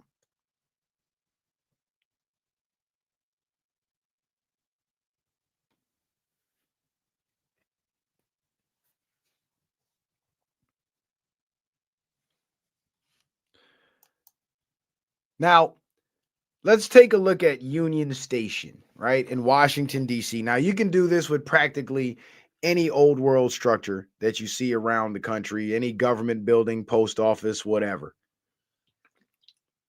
right? But I chose to examine Union Station. And upon looking at Union Station, it's obviously ancient architecture, Tartarian-esque, with the arches and the pillars and all that, and the sculptures, and the fountain in particular is actually very beautiful. It's got the statues all around it, and it's built from marble and granite, right? But I want you to take a very good look at this image, and this is going to really take us down the rabbit hole. This is the type of shit that gets people killed. So just bear with me. I'm not trying to be dramatic. I'm just being real with you. Just bear with me, right? Take a good look at this structure. And if you have a keen eye for symbolism, you know what you'll see? You'll see that. Let's look at it again. There's your compass. You go from the tower, from the center of the dome, down to the lights. You have your compass. Then you go from the bottom center of the fountain up to the lights, and it's a perfect right angle. You have your square. Check it out. Square, compass. These are architect's tools. And right where the square and the compass intersect is right where the lights are. That's where the energy is magnified. And if you look very closely here, across here, what you'll see, don't worry about that little black mark. That was an error that I made when I was putting this together. But on either side of this statue in the center, you'll see a dark line going this way, a dark line going that way. That's the defined line. That is the flat earth plane right there. And if you look very closely at this square and compass that this view actually forms quite perfectly. In fact, I was actually impressed with myself when I drew it out because I looked at the angles and I was like, those are the exact angles. Look at that. Exact fucking angles. Oh shit. The fuck did I do? Damn it. Every time I hit the roller button, it fucks off. Here we go. Let's get back to it. Look at that. The angles are almost perfect. And I wish I could crop this out and like do a live overlay to show you guys, but I'm sure you can see it well enough from where you're at. And I now firmly believe that one of the biggest secrets of Freemasonry is the technology that was used and the methodology that was used to build these structures. Because again, this is stonework. And don't you find it strange that this secret society chooses to call themselves Masons? Masons are stoneworkers. And I believe that the knowledge of how these structures were built is very, very ancient knowledge because these structures were probably built long before any recorded civilization. And part of that knowledge has been hidden from the public. Yes, sacred geometry in their architecture. Exactly, Brian Butler. Exactly. Now, the modern day Masons, who for the most part have been co opted by other entities and they're no longer, they call themselves free and accepted, but they're no longer free. They have been limited in their knowledge and what they're taught. So a lot of times, people like us who do our own independent research and decipher these symbols for ourselves, we tend to end up knowing more than your average, initiate. And that's for a reason, because this type of knowledge is high level and only the people at the top would know this. So when I say the secrets of Freemasonry, I don't mean every average everyday Mason would know this. This is some high level shit. I mean, how many of you guys, honestly, put a one in the chat. How many of you guys would have looked at this image and immediately been able to see the square and compass? How many of you guys would have been able to do that? How many of you guys would have looked at this image and been able to spot that square and compass? Let's be honest now. Don't lie. Don't cap.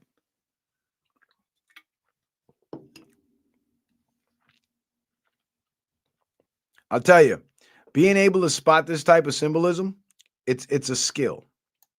All right, pissed off cat. Brian Butler said, not me. Yeah, some people would have, some people wouldn't. You know what I'm saying? But that's why we do this kind of research, and that's why it's so important. Because now, Brian, pissed off cat said, my brother is a Mason. There you go. Now, Brian Butler, now that I've shown you how to spot this symbolism, your skills just got a little sharper, so there's no shame in saying you wouldn't have saw it. You know what I'm saying? because now you see it. And once you see it, the beauty is you can't unsee it. Now, every Tartarian building you look at from the front view, you'll see it. Every single one. And if the angles don't align correctly, you're using the wrong points. So if you use the correct angles and overlay your lines at the right angles over that entranceway at the right view, you'll see it. And every element will align. Even to the G in the middle, there's the statue in the middle right there. And G, people say it stands for God. No, it stands for the grand architect in the spiritual sense, but it also stands for ground in the practical sense. Because the defined line that goes across the tip of the square, as depicted here. Let me go back to this one. As depicted here, that defined line, that is the literal ground beneath your feet. That is the flat earth.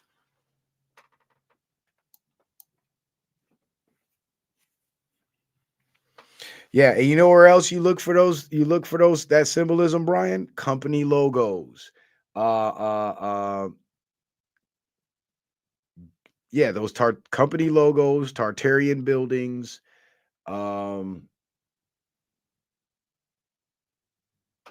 Well, yeah, those are probably the two main places that ancient architecture and in company logos, and you'll know who's who. It's very easy to spot. Now, when did Grand Tartary exist? Grand Tartary or Tartaria was a term used from the 13th to the 19th centuries to describe a vast region in Asia, particularly Central Asia and Siberia. Now, this is where they put on the bullshit.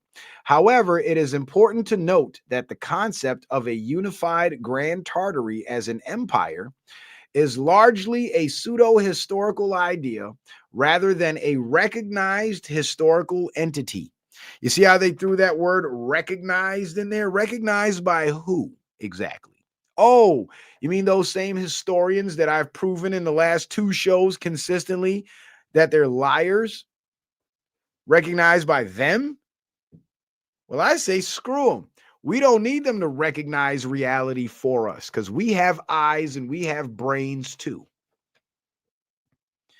And the fact that they felt the need to throw this little section in here about it being pseudo historical, that should let you know right there that this shit is 100% factual. The one world Tartarians, the greatest civilization ever to be erased from history, from James W. Lee. And this is a map of Grand Tartary, the map that I have in the beginning of the show, in the thumbnail. And all these little symbols right here are Tartarian symbols that exist on all their architecture. Right. And oddly enough, there's a lot of those Tartarian buildings all throughout the United States. And this region of the United States right here, the southeastern United States, is where the majority of the Indians look like these folks, black folks. And this is why when the civil rights movement and all that shit was going on, it was concentrated in this area. The South, the Southeast mainly. All right.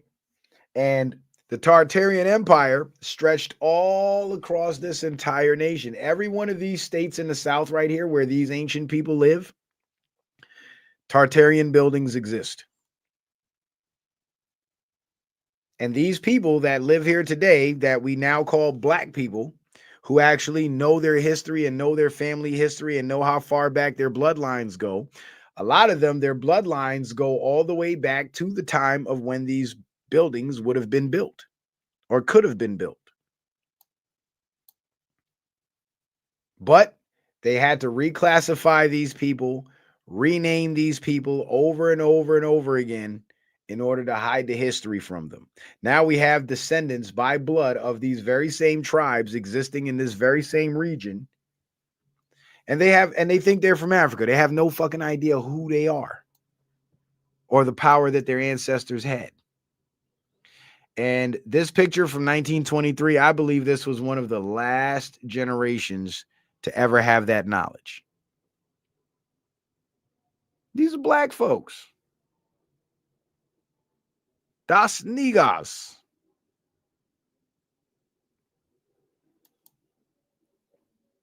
Now, I said who controlled North America prior to 1300? Because 1300 is around the time the Tartarian Empire became recognized, right? 1300 to 1800, right? So prior to 1300, North America wasn't controlled by a single entity, but was home to diverse, complex indigenous societies, including large urban centers like Cahokia, powerful confederacies like the nascent Iroquois League, sophisticated agriculturists, Puebloans, Mississippian cultures, nomadic hunters, Algonquin people,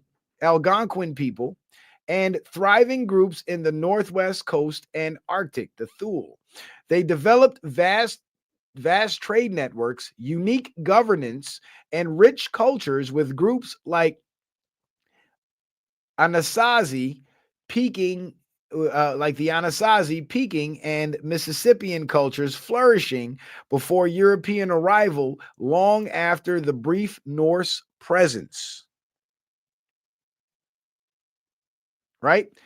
And they say Cahokia was one of the largest urban centers, and obviously it was populated by whom? Indigenous people, right? These folks, right? Check this shit out. Cahokia is in Illinois. And when you look up Cahokia, Illinois, this is the first thing they show you, this mound, right? And it looks like any mound. I guess they say it's a burial site or something, but it could have been a pyramid buried under there. Who knows? But that's what they say it's famous for.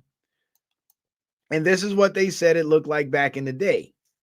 Study says Cahokia, America's first city, was a melting pot. And this is how they make it look all primitive and simplistic, right?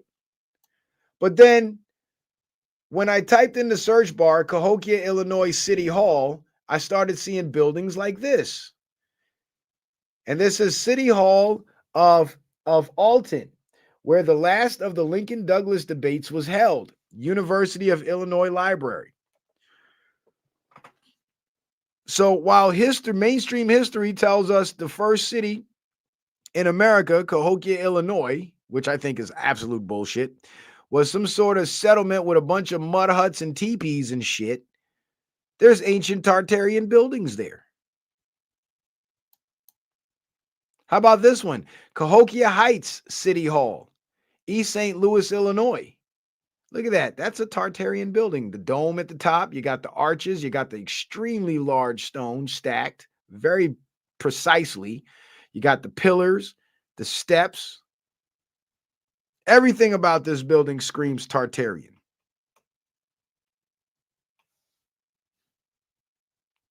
So when they talk about large urban centers, they want you to picture this shit in your mind. But really what you should be picturing is buildings like this. You see the spire, the dome, and the spire at the top for energy collection. There's the dome. And of course, they took the spire off of this one. This is what we should be imagining because this is what was there. Wasn't a bunch of mud huts and teepees. These were advanced people. But their accomplishments have been erased from history, and they've been reduced down to, fur wearing, bow and arrow, spear chucking savages. When in fact these were highly advanced people, more advanced than the settlers that came here. But where did they get this knowledge to build all this shit from? Where did they even learn how to do this? Because even with the advanced technology today, this cannot be replicated.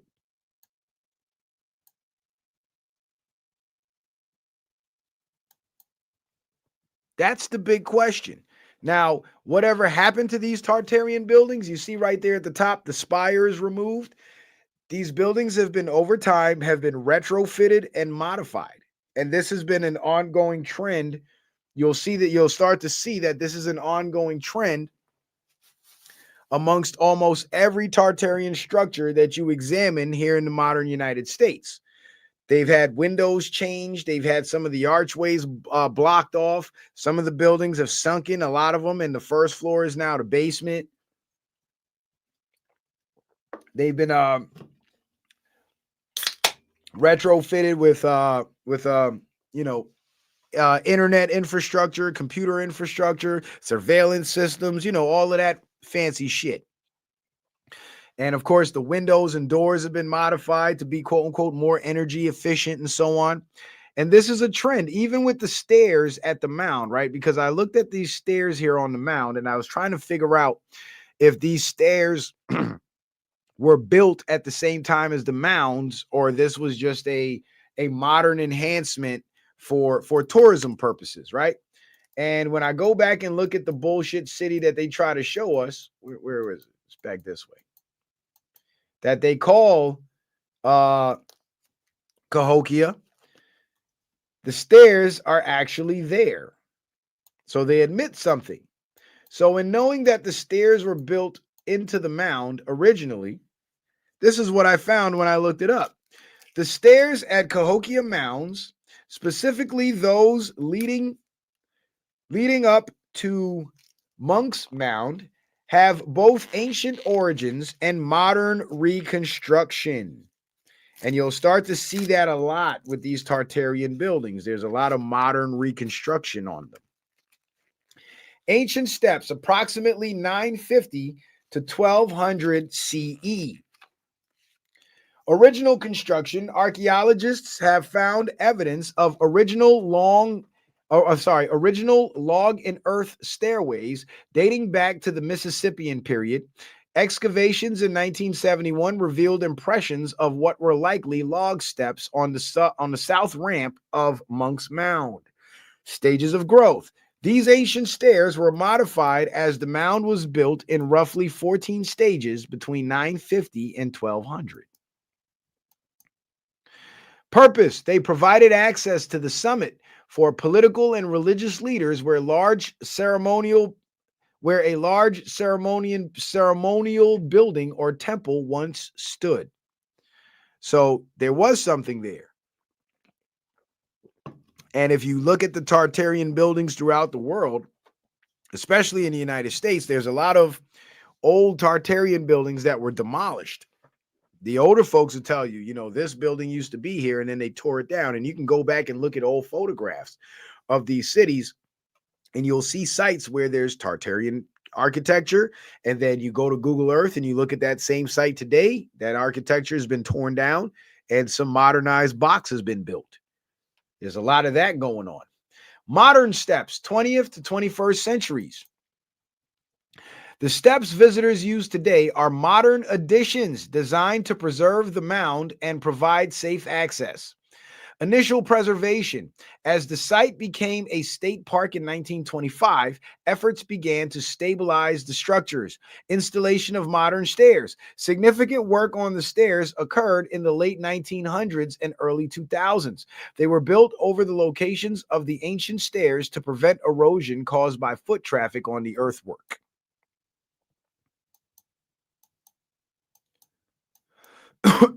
Current state.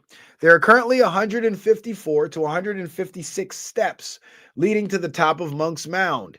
These were recently refurbished as part of ongoing site maintenance and slope repairs.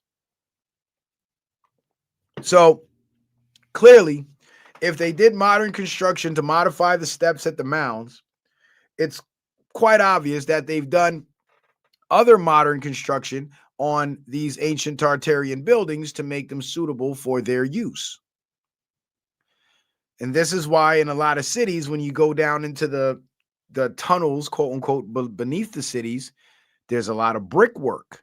There's a lot of arches. There's a lot of walled-in windows and doorways. These are all, this is all modernization that has happened throughout the 20th century.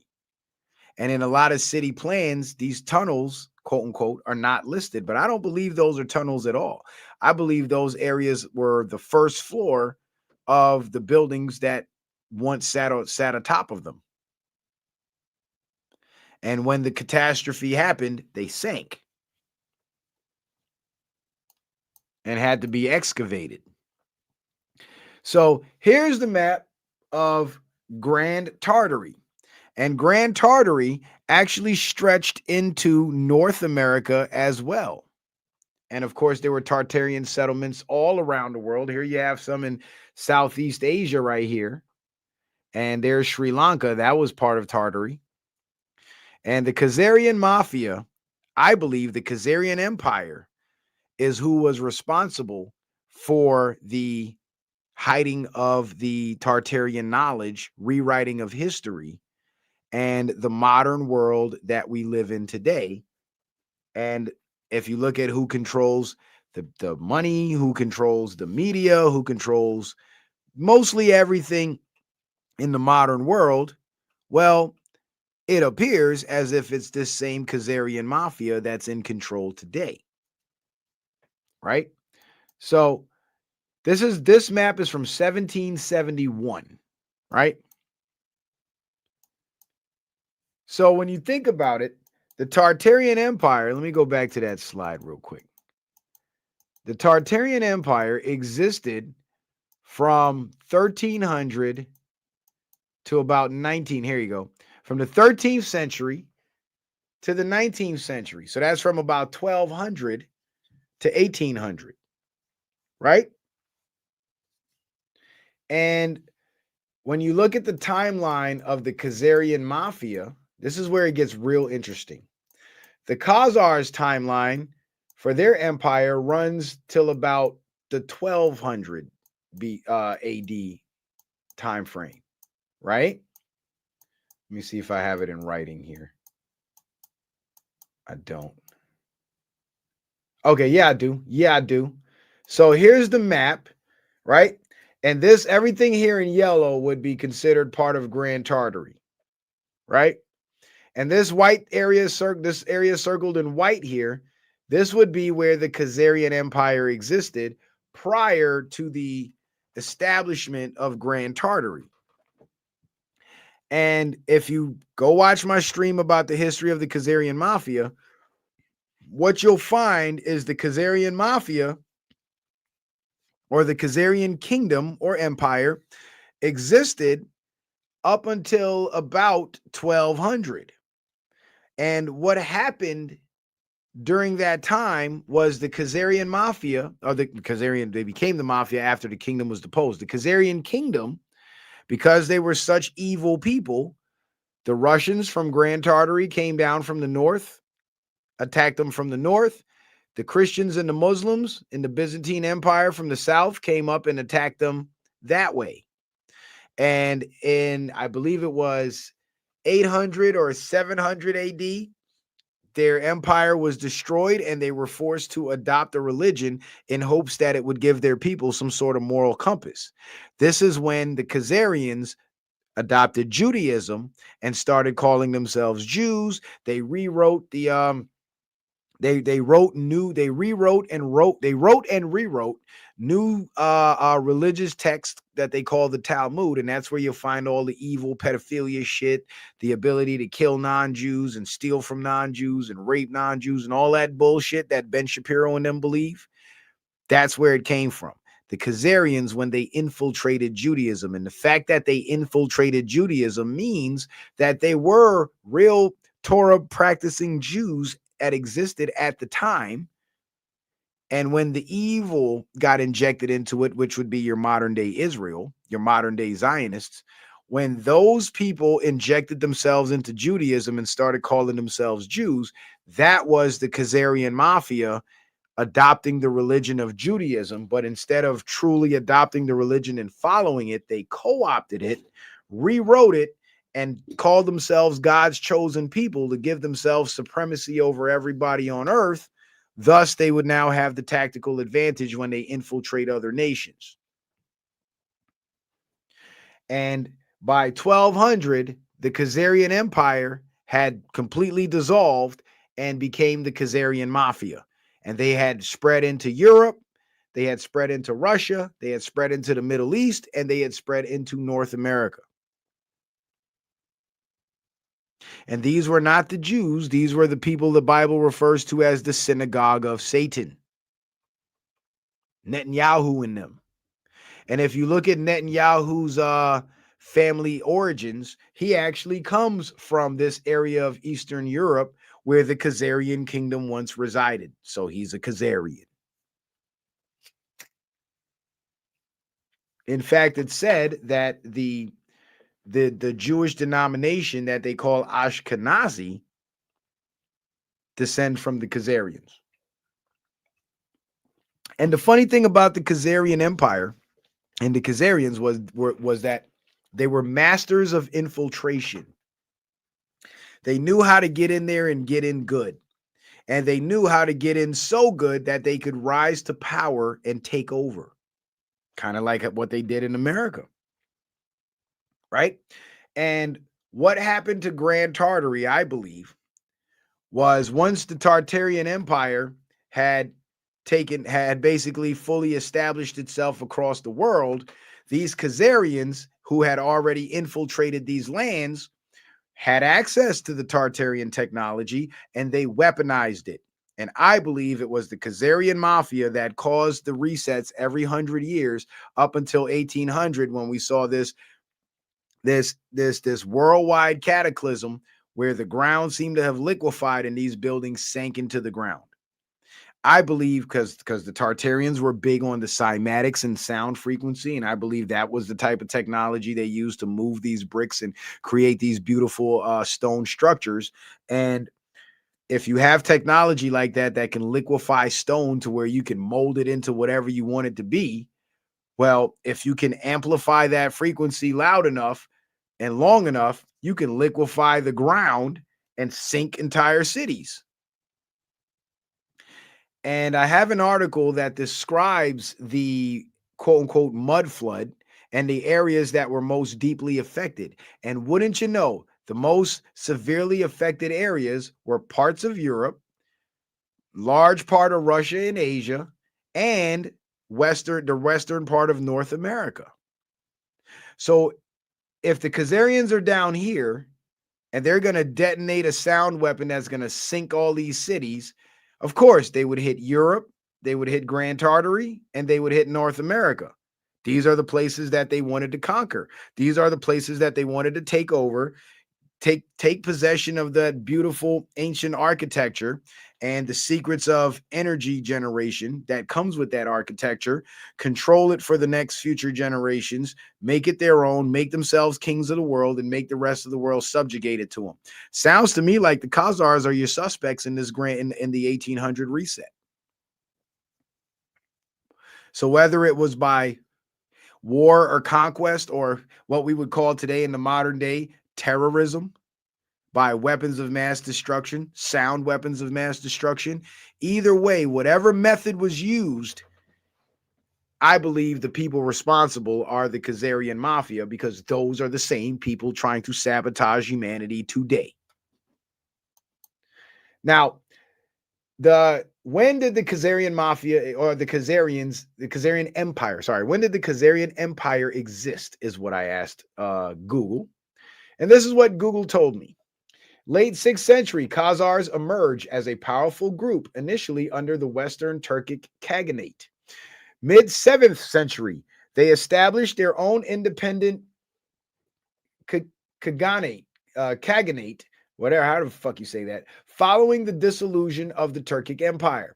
7th to 8th centuries, engage in wars with the Arab Caliphate, securing their northern frontier.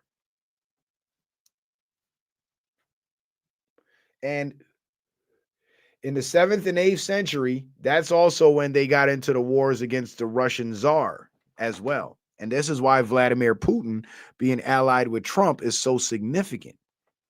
We got to look at that map one more time. The 9th century, the Khazar elite converts to Judaism, becoming a unique multi-religious state. This is when they were defeated by the Russian Tsar, and it was the Russian Tsar that made the Khazar elites choose a religion, and they chose Judaism.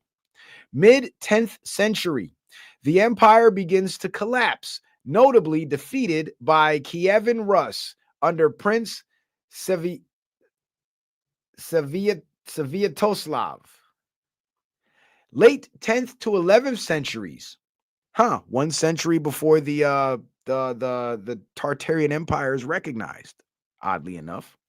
The state fragments, but some Khazar territories and influence persisted, eventually giving way to other steppe peoples like the Cumans, right? So the Khazarian Empire basically collapsed around the same time that Grand Tartary was recognized on the maps. And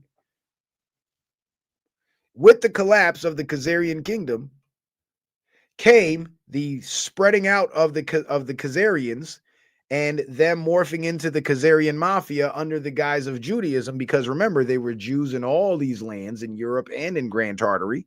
So it was very easy for them to get in with the Jews, because back then being a Jew was not was not considered a nationality or an ethnicity. It was a true spiritual system. Not true in the sense that it was a real, they believe the God they believed in is real and they're not. No, not like that. I mean, the people who practice Judaism viewed it as a spiritual system where your race and ethnicity or nationality and none of that shit mattered. It's like being a Christian today. There's Christians in all countries, of all races, all around the world, of all nationalities. And that's the way the Torah teaches Judaism should be. And it forbids having a Jewish state. And the reason for that is because if you have a Jewish state and you make this religion and nationality, that religion can no longer be spread throughout the world, because now it becomes exclusive to the people of that nation. So they pigeonhole themselves essentially, when the whole point of spiritual systems is to induct as many people into your spiritual system as you can. You know, what the Christians call, quote unquote, saving souls, so to speak. So with the Zionists and the Khazars establishing the state of Israel, they actually violated the Torah. They violated one of the main principles of Judaism, and they turned the religion into a nationality, which most definitely makes them the synagogue of Satan, because that's not what the true God of the Jews taught. Right? So I believe that Grand Tartary defeated the Khazars. Then the Khazars re-infiltrated Grand Tartary and destroyed it.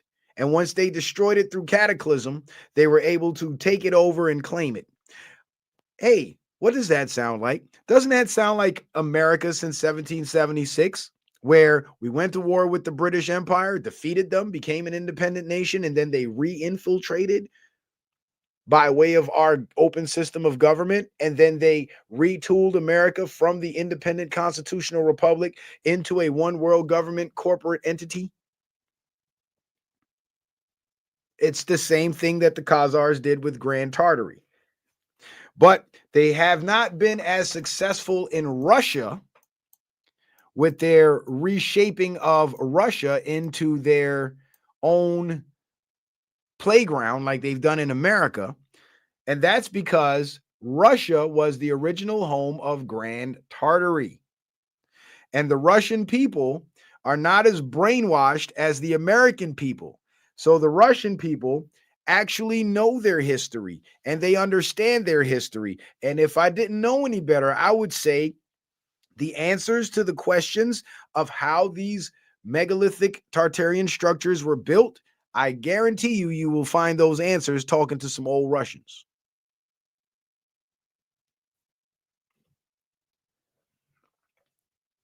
And this is why the Russians have been so aggressively opposed to the New World Order and the one world government, because Russia understands that the people controlling the world today, controlling Europe, controlling America, they are the ancient enemy known as the Khazarian Mafia today. It's the same old war against the same old enemy, but because that enemy does not have the military capabilities to conquer lands through conquest anymore, they then conquer lands through infiltration. So much so that they even infiltrated the royal families of Europe. That's why the royal family of England, their last name is Battenberg. Bet you didn't know that. Queen Elizabeth, is Elizabeth Battenberg.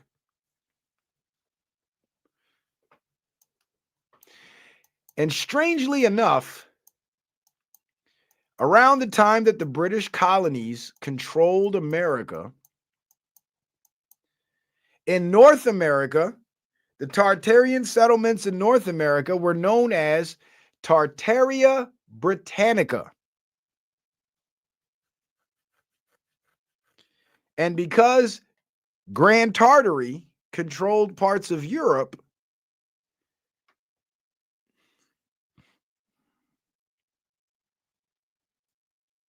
because Grand Tartary controlled parts of Europe, they also controlled Britain, which was known as Britannica, and they also, through Tartaria Britannica, gained a foothold in North America. So the original settlers that came to North America from Europe were actually Tartarians, and they established Tartaria Britannica. And by the time the Khazars had infiltrated the British crown and taken it over, they essentially had simultaneously co-opted control of North America because they now controlled Tartaria Britannica and they called it Great Britain.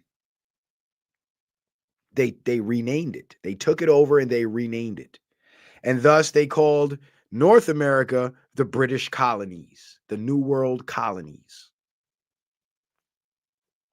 Isn't that interesting? Isn't that interesting? But before we get to Tartaria Britannica, first things first, you guys need to get a full knowledge of a more comprehensive breakdown of Tartaria itself. So what I'm going to do is I'm going to share this article with you called The Tartarian Cover-Up. I think it would be in your best interest to know this. It's a short read, so don't panic.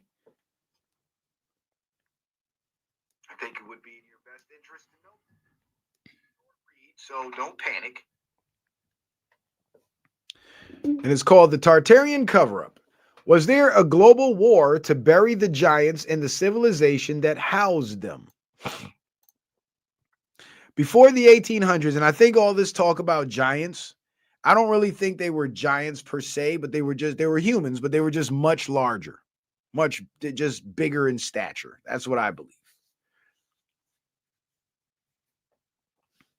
And if you think about the modern day NBA, for example, those guys are giants. They over 7 feet tall. And they're modern day giants in the age where we're being fed food and poisoning our food and water that's causing us to shrink. So imagine how much bigger their ancestors were when the environment was cleaner. So we did have large folks around us. And it's also been scientifically proven that the average man in America is smaller in stature than his grandfather. Not every man, of course, but on average, in general.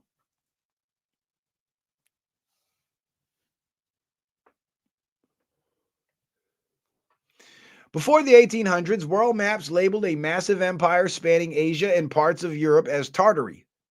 Its cities were grand. Its architecture rivaled Rome. Its technology seemed advanced for its time. But today, official history calls Tartary a myth, a misunderstanding, a fiction. Why? Because the Khazarians are the ones writing history, for one.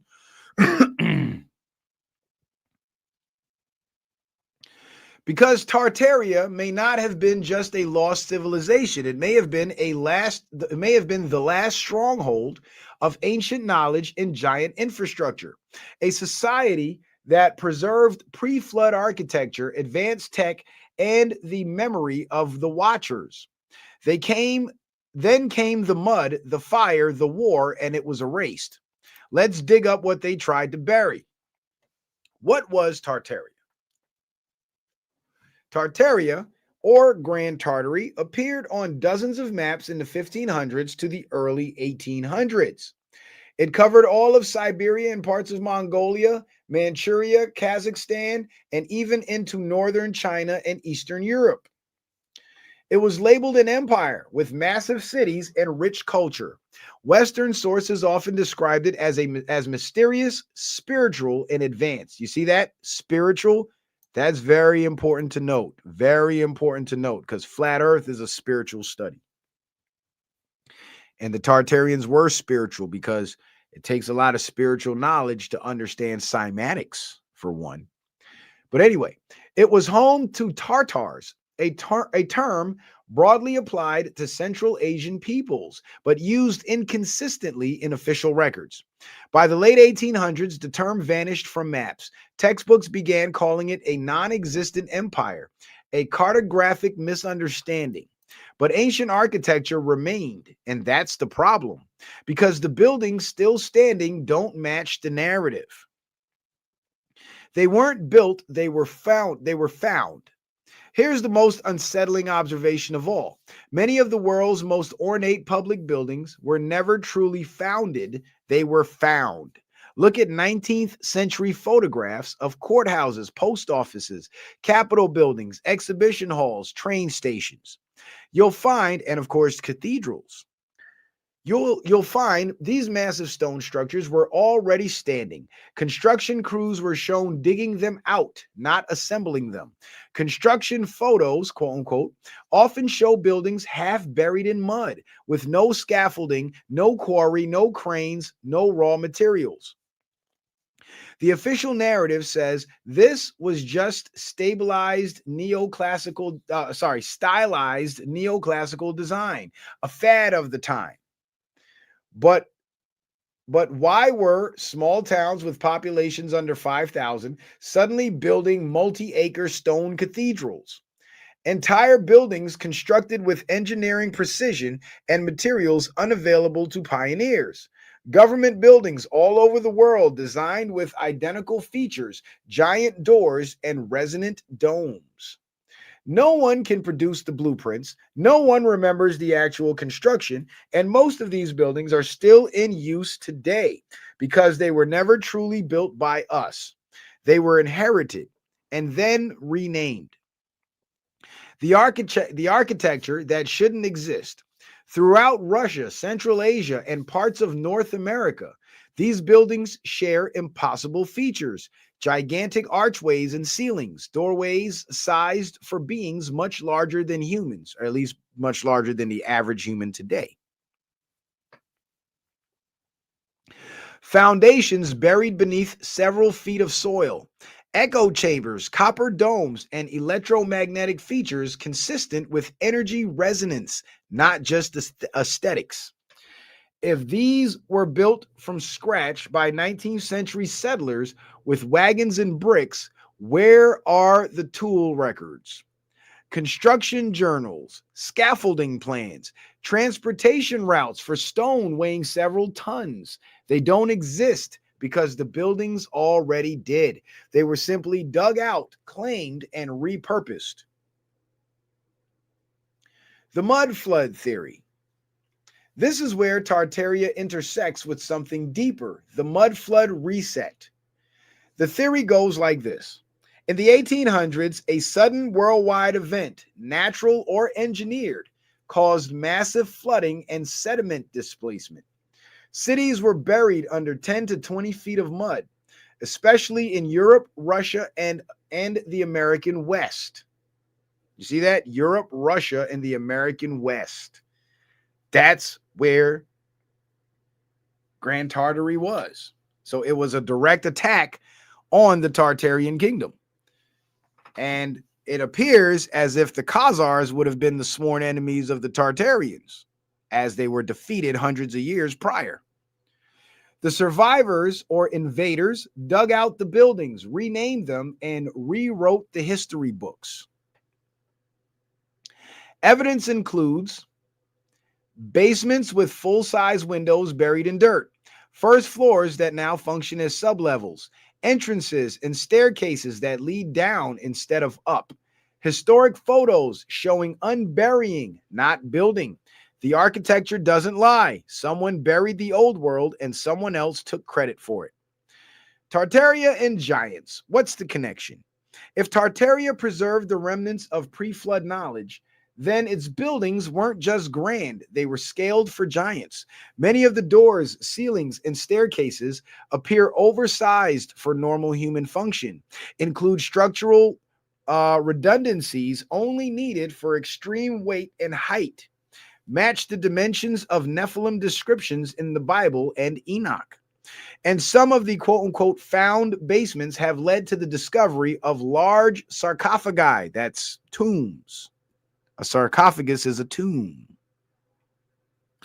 Unexplained skeletal remains, sealed chambers with masonry far older than the visible portion above the ground. Ain't that something? Ain't that something? Did somebody hit the Cash App and I didn't see it? Shout out to D. Allen for the Cash App. Appreciate that, my brother. Thank you for that support. Sorry I didn't see it sooner. Tartaria may not have been a giant empire in size alone. It may have been an empire of giants, or at least built for them. And if you think about this, if the Tartarians were larger people, that would explain why it was so easy for them to defeat the Khazarians. And that would also explain why the Khazarians would have had to re-infiltrate Tartaria under the guise of a seemingly peaceful, wholesome religion like Judaism. So it's all starting to make sense now. And if you consider the fact that Grand Tartary was essentially destroyed by the Khazars, and whoever caused that reset and destroyed Tartaria rebuilt their own world, and the same people that did that are running the world today, well, that would be your Khazarian mafia. So it all makes sense. Final thought. Tartaria wasn't invented by YouTubers. It was erased by historians because what it preserved couldn't be explained within the modern framework. It inherited the structures of the pre-flood world. It preserved the architecture of rebellion. The architecture of rebellion, Rebellion against who exactly? Could it be rebellion against monarchy? Rebellion against royal rule? Because these were free people with free energy and extremely sophisticated knowledge. And it may have housed the last living evidence of a civilization that walked with giants. So they buried it under law, under mud, under lies. But the buildings still stand and they still speak if we're willing to listen. Excuse me. So there's definitely a concerted effort. Excuse me. There's definitely a concerted effort to hide Tartaria for some reason. And the effort seems just as collaborative and concerted as the effort to hide Antarctica. Could it be because Antarctica really is an ice wall and the lands beyond the ice wall is the rest of Grand Tartary, or looks like what Grand Tartary used to look like? And if we just so happen to have made contact with those people on the other side of the ice wall, they would answer all the questions that we have about the architecture that we're seeing today. We might even bear witness to them working with that type of architecture and be able to understand how what we see built today in our society, how it was built, and then we'll be able to replicate it. And it appears that Nikola Tesla had a lot of that Tartarian knowledge of how to harness energy from the earth. And, well, they killed him. They killed him and they tried to steal his work. But John G. Trump stepped in and saved it. And now Trump has the Tesla papers, the real Tesla papers. So the next question would be, well, if Trump is one of the good guys, then why hasn't he released the Tesla technology? Why is he covering it up? Why is he hiding it? Well, think about this. The Tartarians were happy to share their knowledge about how to build these megalithic structures, how to use resonance and frequencies to manipulate matter, and, execute all these grand feats that we still can't reverse engineer today. And that knowledge fell into the hands of the Khazarians based on my research and my theory. And the Khazarians then were able to weaponize it and destroy Tartaria. So could it be that Trump is trying to avoid making the same mistake that the ancient Tartarians made, where you're too loose and too free with the info, and your enemies who have infiltrated your population are going to get their hands on it and be able to weaponize it? I believe so. I believe so. And this is why Drain the Swamp is much more than just a political movement. Because the swamp extends way farther than just the bad people in government.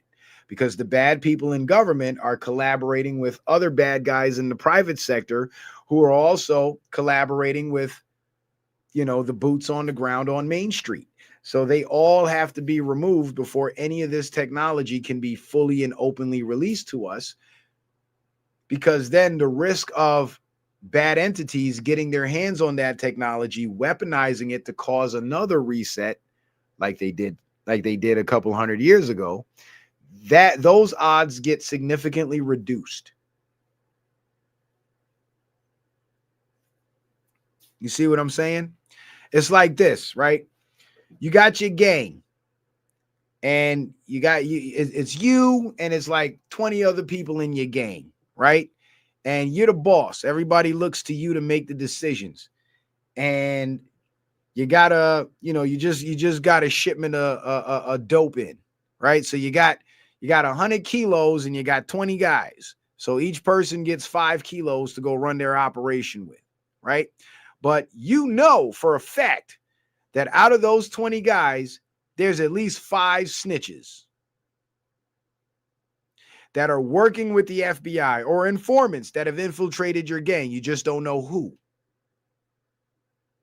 Would it serve you to distribute 5 kilos to each one of your 20 guys? Or would it serve you better to either sell those kilos to somebody else that's trusted outside of the gang or withhold those kilos? It would serve you to not give those kilos to your 20 guys, because you know for a fact that at least 5 of them are going to make it into the hands of law enforcement, and now there'll be hard evidence against you. Which means the work that you were giving your gang, it fell into the hands of your enemy. It was weaponized against you, and now your entire operation goes down and you go to prison for dope dealing. You see that? So think about the Tartarian technology as the dope in the hands of the gang leader, the gang boss, right? There's people amongst your population who are working with the enemy, who are the enemy. And you have this powerful information that can either destroy the world or change the world for the better, create a more beautiful world than we've ever seen in our lives. The risk is too great to allow this technology to fall into the hands of those who will weaponize it. Because based on the last reset, we saw what they did. We now look back and we can see what they did with that technology. So those people have to be defeated first before that technology can be released. They cannot have the means. They might have the motive, but they cannot have, by any stretch of the imagination, they cannot have the means to weaponize that technology and effectively deploy those weapons.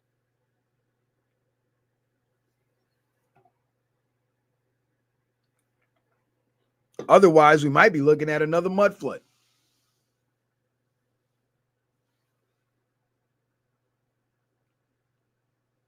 So what we're going to look at now is that last article, the Tartarian cover-up mentioned. The Tartarian Empire stretched from Europe to Asia and Russia all the way to the Western United States. And how did that happen? Well, the Strait of Enyon is what they called it, but today we call it the Bering Strait. And they said that the people from Asia and Russia made their way into North America across the Bering Strait. They brought their knowledge and their technology with them and began to build their power stations in the United States, or Tartaria Britannica, before Tartaria Britannica was infiltrated by the Khazarians and called Great Britain. So let's, dang it. I hate when that happens. So let me read this article for you guys about Tartaria Britannica, which involves North America. Before we do that, let me go full screen so you guys can see it better. That'll make it a little bit bigger. Now I got to jump through all my damn slides and go all the way back.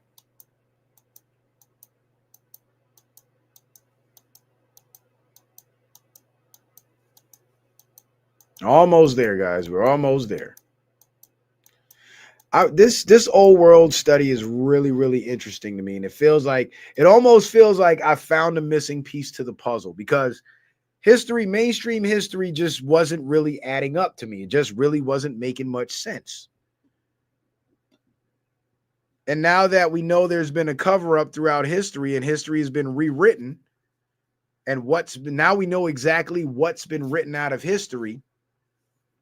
Now we can find more missing pieces to the puzzle.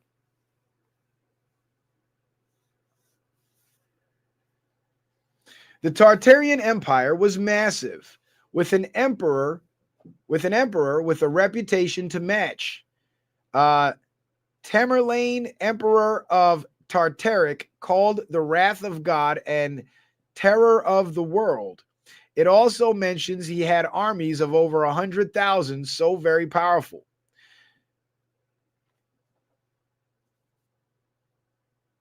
Hold on. You know what? I got to pull this up in the big gallery. I can barely see that shit.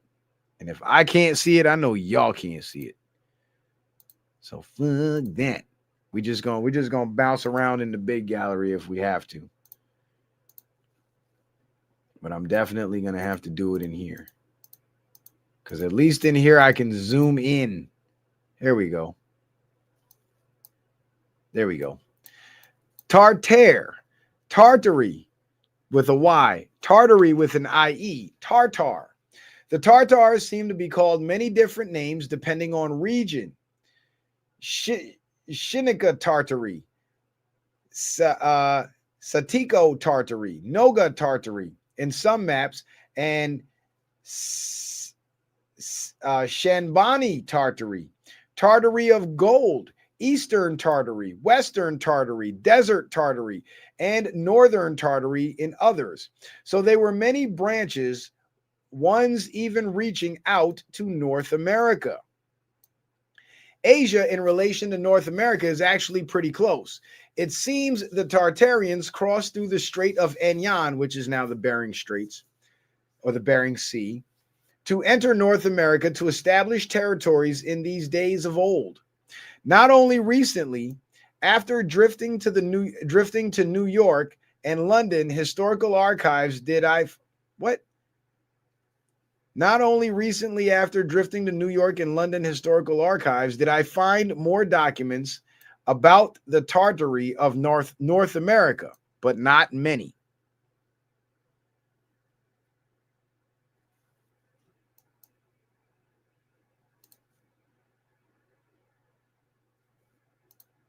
Okay, so 33, 34, 35. Here we go. I think the engraved illustration in the photo above gives me more insight, reading that the Turks, Tartars, and others were to be extracted from history. And here it says, travels of something, Smith, travels, others extracted out of the history. The 14th century seemed to be hard times for the Tartarians. Perhaps the colonization of North America wasn't a choice. Leaving Asia doesn't seem ideal. The Tartary were well connected with good alliances or greatly feared. In some texts, in certain areas, the Tartars were under the protection of either the Mongols or the Chinese. Now you see here it says the Tartary were well connected with good alliances or greatly feared. I think some of those alliances had to do with the native indigenous people of North America. And when the Tartarians from Grand Tartary started flowing and moving into North America, of course, they used their alliances with the indigenous people here in North America, taught them the trades of masonry, and began construction on their cities.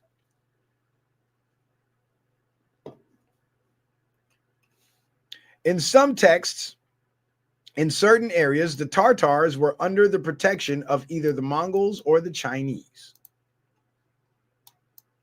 How the mighty have fallen. And mighty some of them were, like northern Tartary, depicted as giants, unique and unusual people. Today we celebrate your mystery, and you will not be forgotten.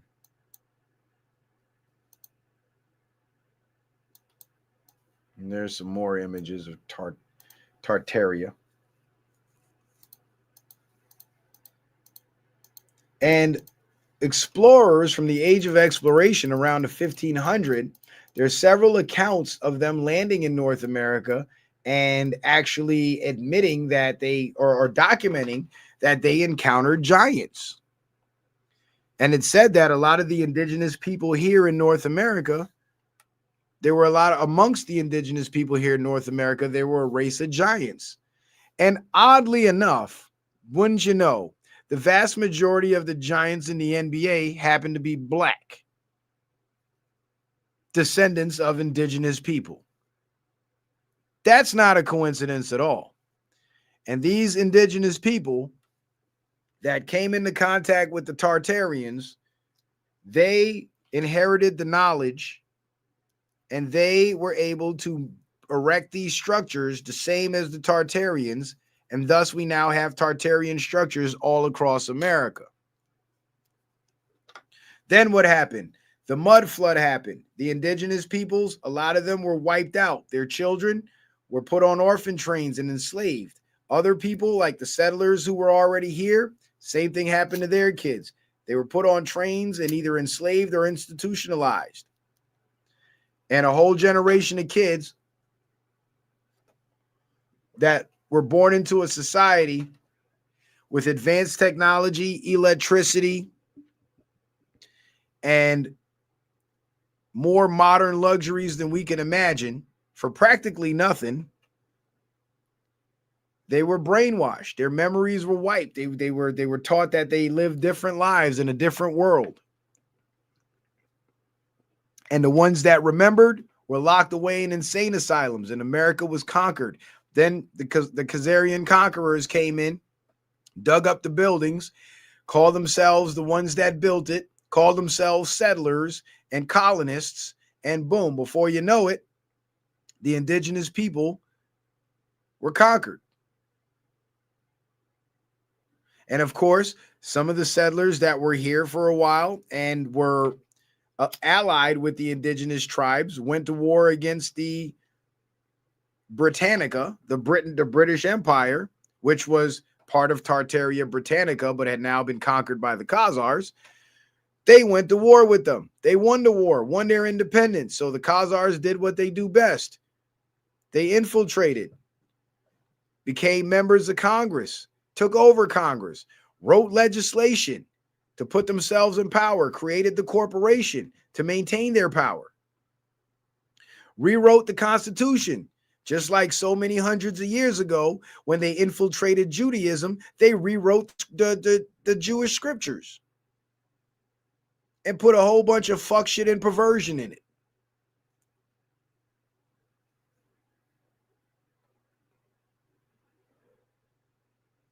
So I believe it was the Khazarians that engineered, by whatever means, engineered the cataclysm that destroyed the Tartarian Empire. And oddly enough, Israel is the number one state sponsor of terrorism around the world today. So the same damn Khazars are the same world's damn number one terrorists.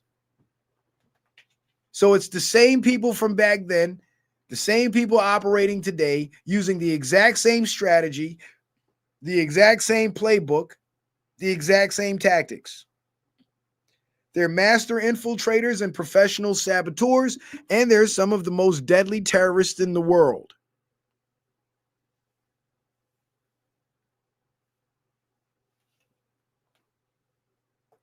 Because imagine if those buildings were hit with some sort of sound weapon that liquefied the ground beneath them, and they sank into the earth, and the dirt filled into the buildings, just flooded into the buildings.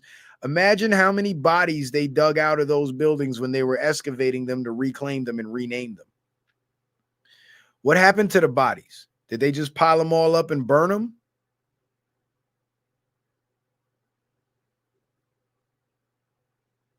And I would presume that the children survived, or so many children survived, because if the attack happened at night, the master, if you look at those old houses that are, more than 100 years old, that are multi-story, they're built in such a way that the master suite is on the first floor. And the secondary bedrooms, which would presumably be the kids' rooms, are on the higher floor. And it was built like that for several reasons. One, in case of a flood, the kids would be high up and safe. Two, in case of invaders or attackers, the adults would be encountered first and the kids would be upstairs and safe.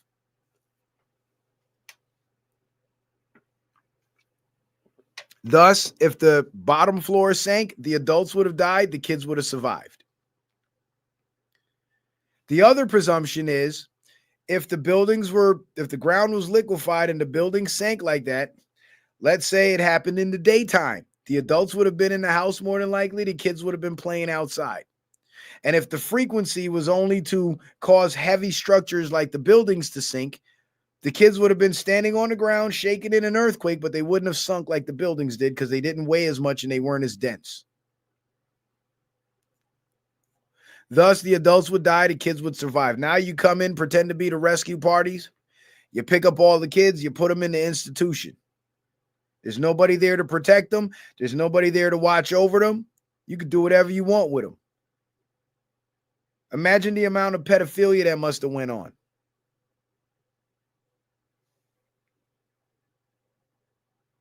Then you start teaching them, once you get them in the institution, that this never happened. This is how it really went. This is what really went down. And the kids that were like, nah, fuck that, I remember what happened. Take them to the asylum. And the adults that did survive, take them to the asylum. If they won't play ball, take them to the asylum. Now we need thousands more asylums, or hundreds more asylums opened up all across the country, because we got to silence these people.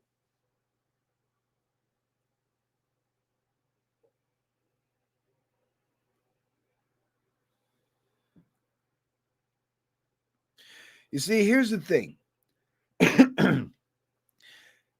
The most important piece of knowledge of the old world, aside from the technology and the energy generation systems,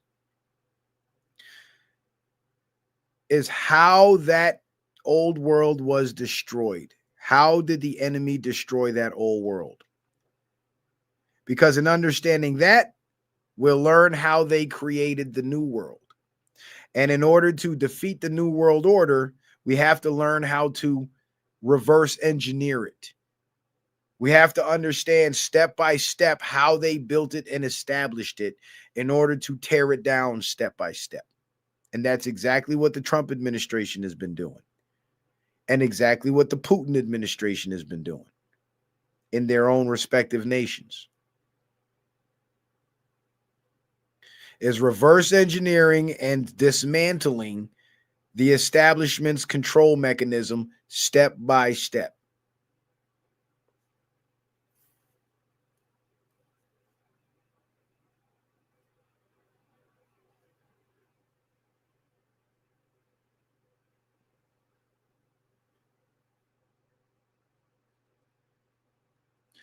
And once that establishment is destroyed and defeated, then we can start playing around with this powerful technology, because we'll be of the mind that this is to benefit humanity, not to control humanity or destroy humanity if we don't get to control it.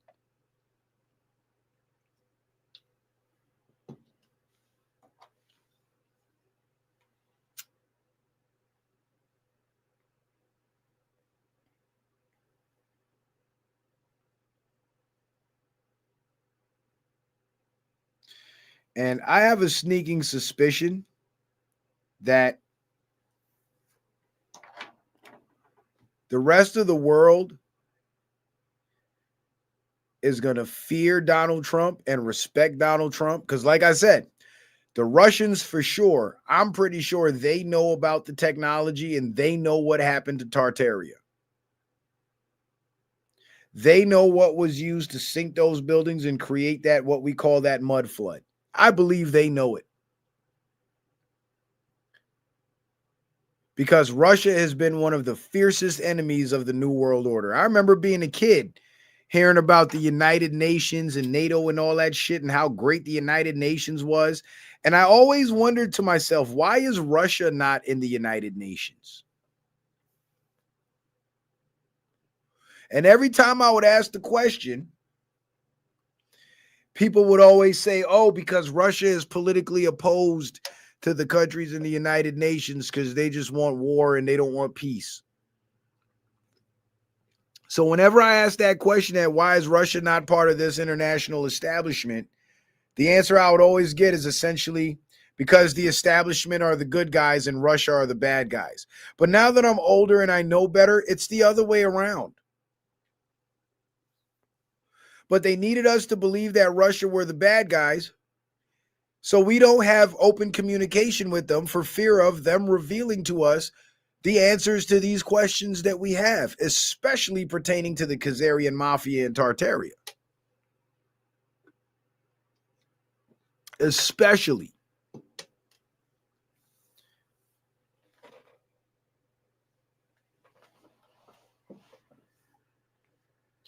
And I believe that Putin has been letting Trump in on all this shit. And now Trump understands, because Trump has made statements before where he said, we're fighting against an ancient enemy. He said that shit. He said, we're fighting an ancient enemy that has existed for thousands of years. He said that. I don't know if you could find it now, but I remember back in his first term, and I believe he was talking about human trafficking. And he also said some people think human trafficking is ancient art. And in that same speech, he said, we're fighting an ancient enemy that has existed for thousands of years. He said it out his own mouth, so he knows. And even the people in his administration can't be trusted 100% because look how many people in his administration try to flip on him.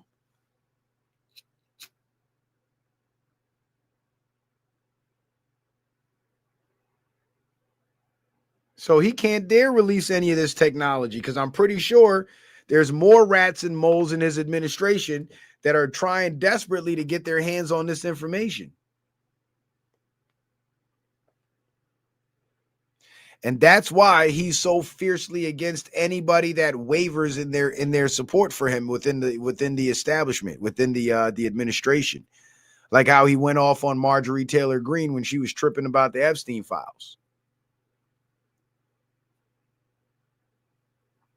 Because he can't have anybody with that knowledge and that level of power where he can sink half the cities in the world. He cannot let that knowledge fall into the hands of anybody questionable, anybody whose loyalty to America would be questionable. And if he is the commander in chief and representative of America, then the people around him must be loyal to him in order to demonstrate their loyalty to America, because he is America when it comes to the political scene. When he sits down with the other nations of the world, he is America. Just like all the other world leaders, Xi Jinping is China, Putin is Russia, shit like that. So that demand for that fierce loyalty is a strategy to ensure that this knowledge doesn't fall into the wrong hands. So all this playing nice with Israel shit that he's doing, it's all part of the game. And everybody that's mad at Trump for not pulling the plug on Israel sooner, they must have forgot who really did 9/11. Now imagine if they had the power to sink the entire Manhattan into the ocean. Don't you think they would have done it?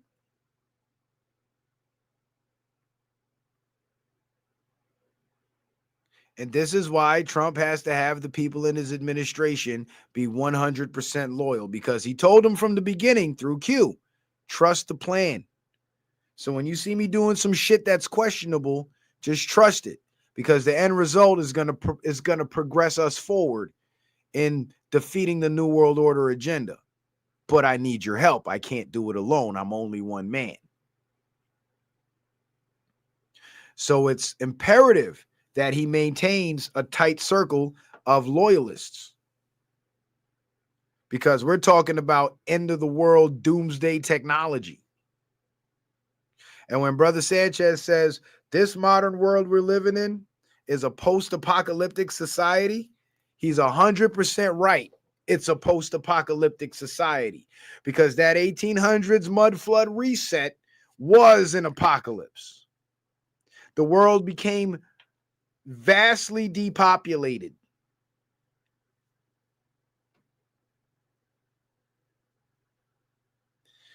And Trump represents Tartaria Britannica.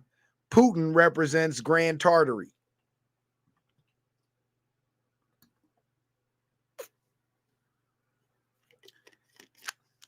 And their alliance is the old Tartarian alliance, and the enemy that we call the small hats today is the old ancient Khazarian mafia.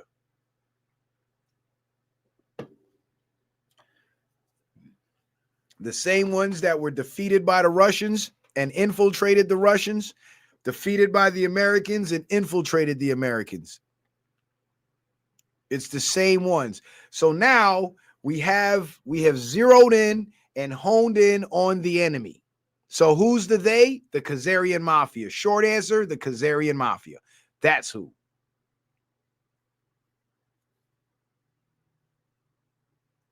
And I believe they're the ones that destroyed Tartaria. I believe they're the ones that caused that cataclysm. And I believe they engineered it, because back then they had the knowledge.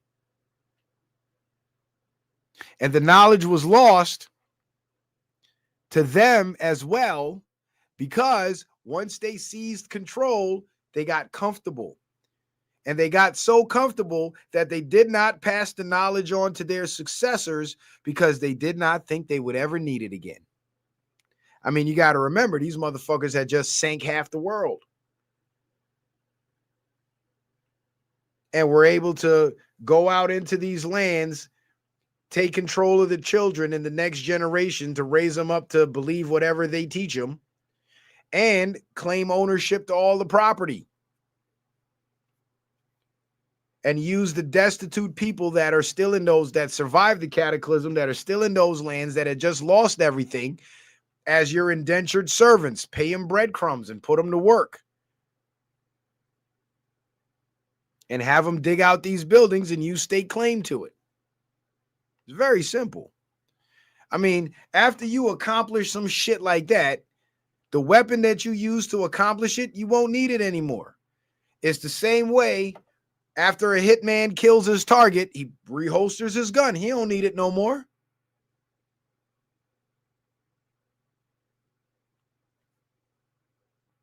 Thank you, Gangsta Slim. I appreciate that. You said good job, breakdown accurate.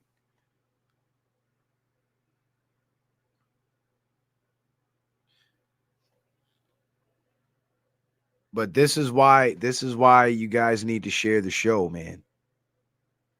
This is why you guys need to share the show. Because I don't hear anybody else doing any kind of analysis like this. I don't hear anybody else really breaking the shit down the way I'm breaking it down. I honestly don't.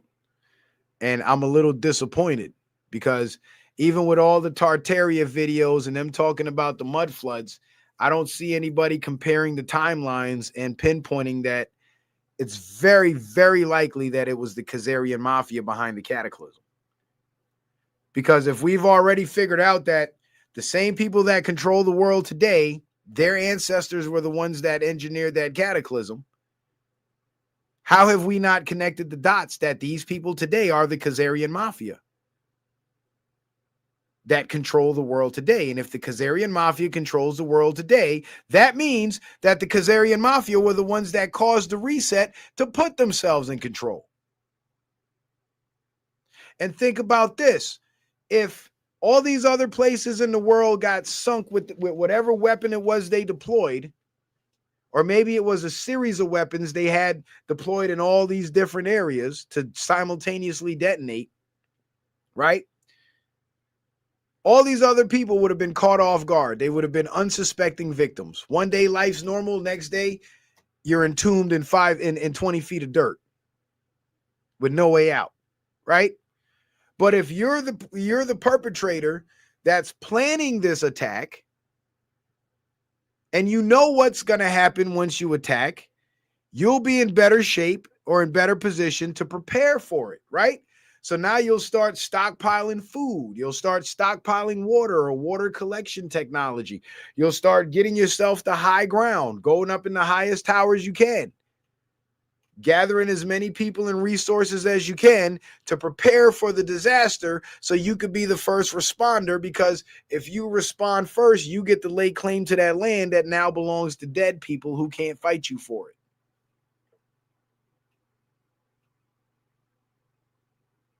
Huh? And just as proof that the Khazarians had access to Tartarian technology, if you look at old photos from those countries that were encompassed in the Khazarian Empire, or the Khazarian Kingdom, you'll also find Tartarian architecture in those lands too. Because remember, the Tartarians wanted to spread this knowledge all around the world. They wanted all the peoples of the world to enjoy the luxuries of in the contemporary energy sources at the time. They wanted everybody to enjoy what the luxuries they were enjoying, the ability to build these grand, gigantic structures, the ability to generate energy from the earth. You know what you can do with that shit? You know what kind of crops you can grow with copper posts and copper coils in your garden?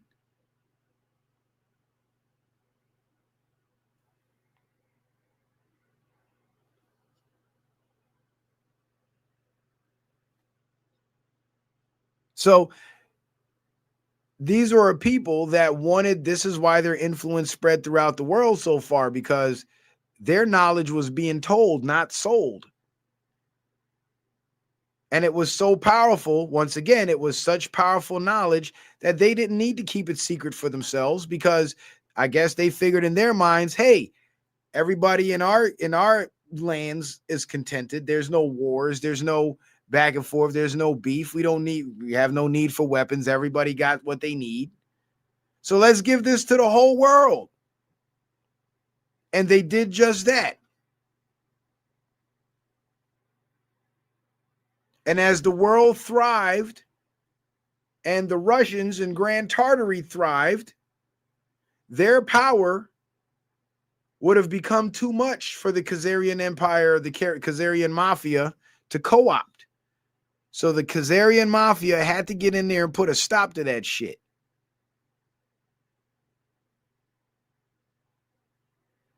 Because if their goal was to dominate and control the world, they needed this technology to themselves, and they had to strip the rest of the world of it. So what do?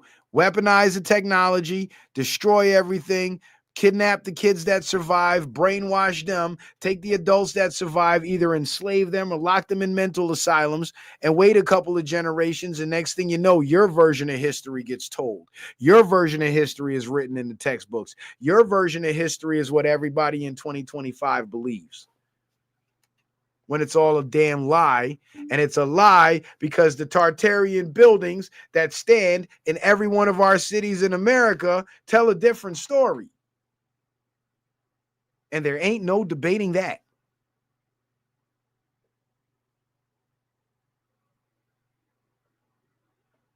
Ain't no debating that shit at all. And you'd be a fool if you were to try to debate it. You'd be a fool.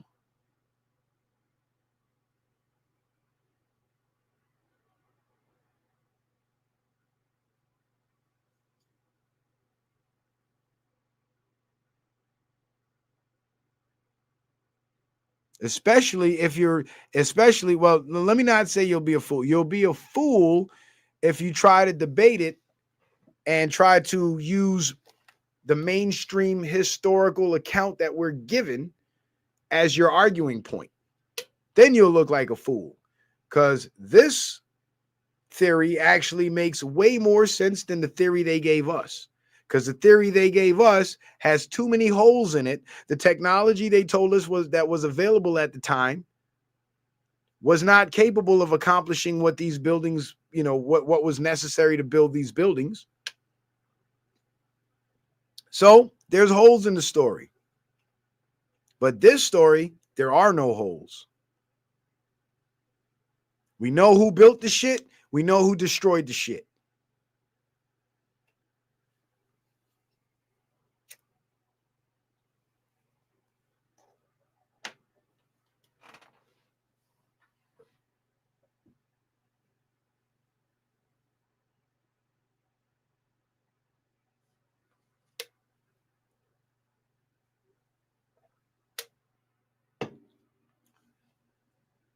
You see, those buildings, they were not just fancy ornamental buildings, ornate architecture. It wasn't just for style.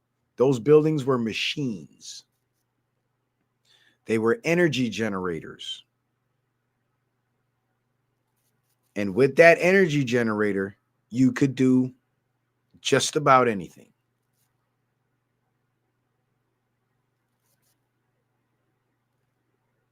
Now, as far as who physically built the buildings, some people argue it was humans, perhaps very large humans, but they were under the direction of the fallen angels.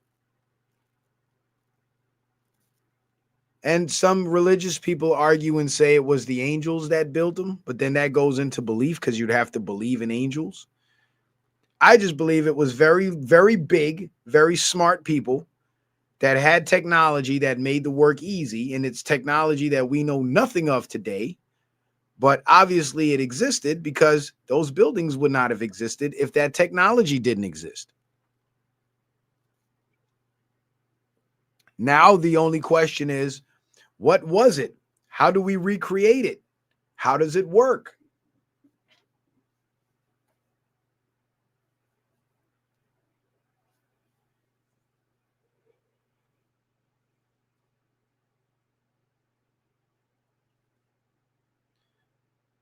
And you see, what really got me into the whole studying the Tartarian Empire was I really have taken an interest in these ancient buildings. Every time I see one, it grabs my attention and it blows my freaking mind. Because I'm looking at possibly 1,000+ year old construction right in front of my face. Not looking at no bullshit ass, fake ass dinosaur bones that somebody made in a laboratory and none of that bullshit. I'm looking at real history.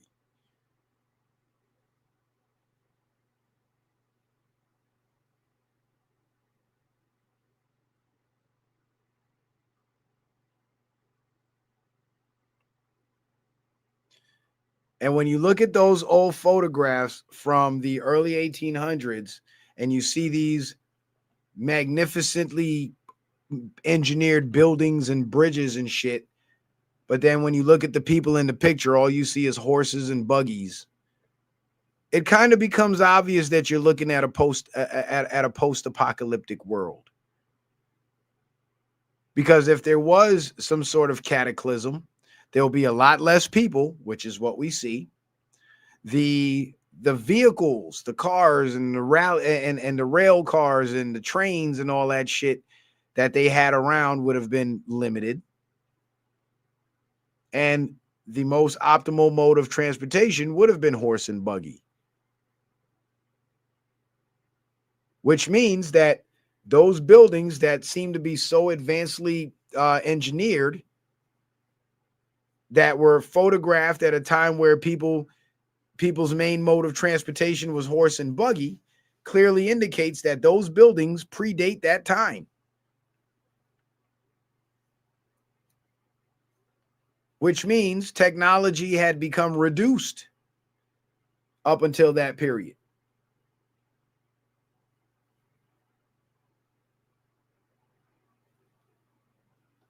And with the accounts of the cataclysm, that would mean that we are in a post-apocalyptic world indeed. We're just a couple hundred years removed from that apocalypse.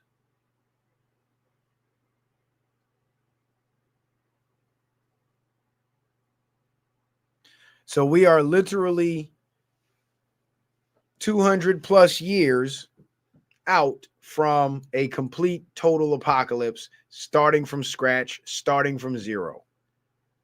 Now imagine if that reset had not have happened.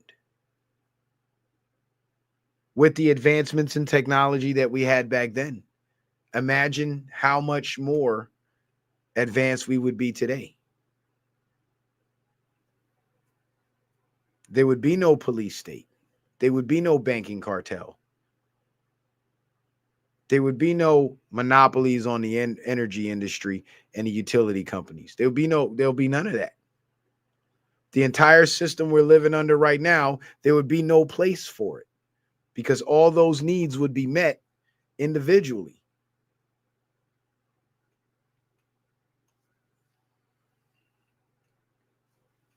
There would probably be no need for police in prisons.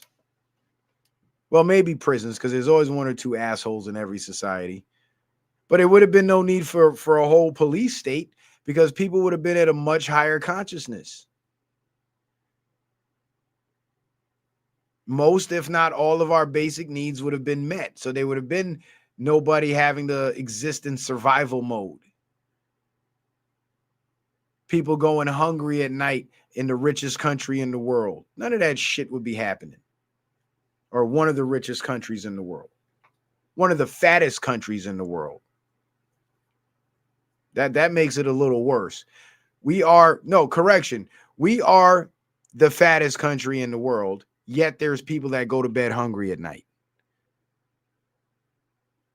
Yeah, there's definitely some sinister forces at work here. Faux show.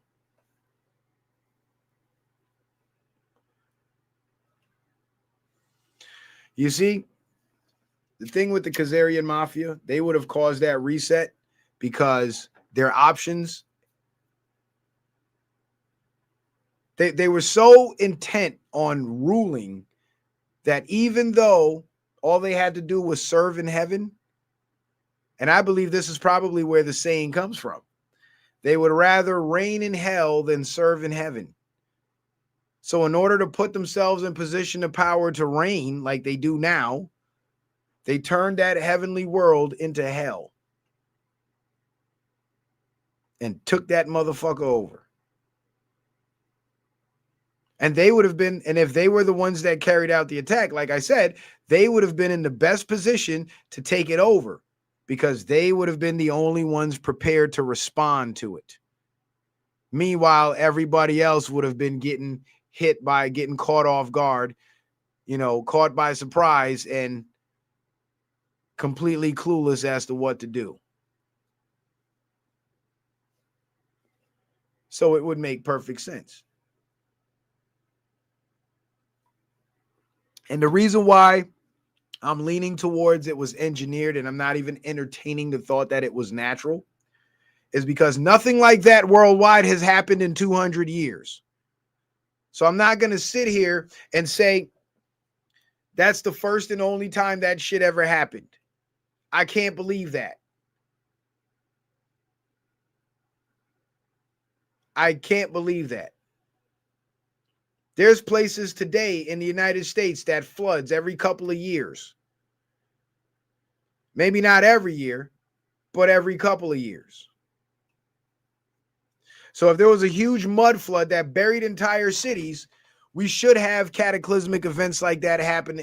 We should have had at least 2 or 3 more cataclysms like that within the last 200 years, but we haven't had any. So I don't believe that's what it was. I believe it was engineered. Then on top of that, there was, before the mud flood, mind you, there was the fires that destroyed libraries of knowledge. Then after the mud flood, There were wars because parts of old Grand Tartary were trying to take a stand and reclaim their position in the world and reintroduce the technology. But they were prevented from doing so by the Khazarian mafia, who had now been in control of the world for over 100 years. So they formed their alliances, they built their armies, and they destroyed any nation that rose up against them. Even to this modern day, they just had enough luck to build up America's army enough to where they can use it against any nation in the world that rose up against them. And the only reason why Russia never rose up against the United States directly in full-on combat while the deep state was in charge is because the Russians knew that they were Americans who were not with that shit. The Russians knew that it was not the American people that were responsible for all this evil around the world, but it was bad actors internally within the American government that if those bad actors were flushed out, policies would change if the right people got into those leadership positions, and peace would be possible. So instead of annihilating America, the Russians gave the Americans a chance to get their shit together. And the first step we took in trying to get our shit together was electing Donald Trump and advocating for the destruction of the deep state, which is what we're seeing now.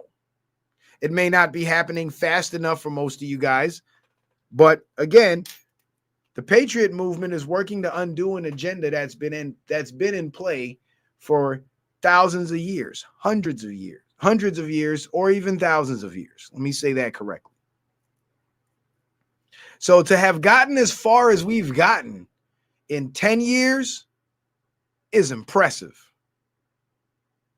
Extremely impressive. So you can disagree with me for supporting Trump and be mad at me for supporting Trump all you want. I don't give a fuck. And the reason why I don't give a fuck is because 99% of the people that have a problem with Donald Trump don't know shit about their own American political system. They can't name their own goddamn senators. But you're going to sit there and lecture me about politics. Okay.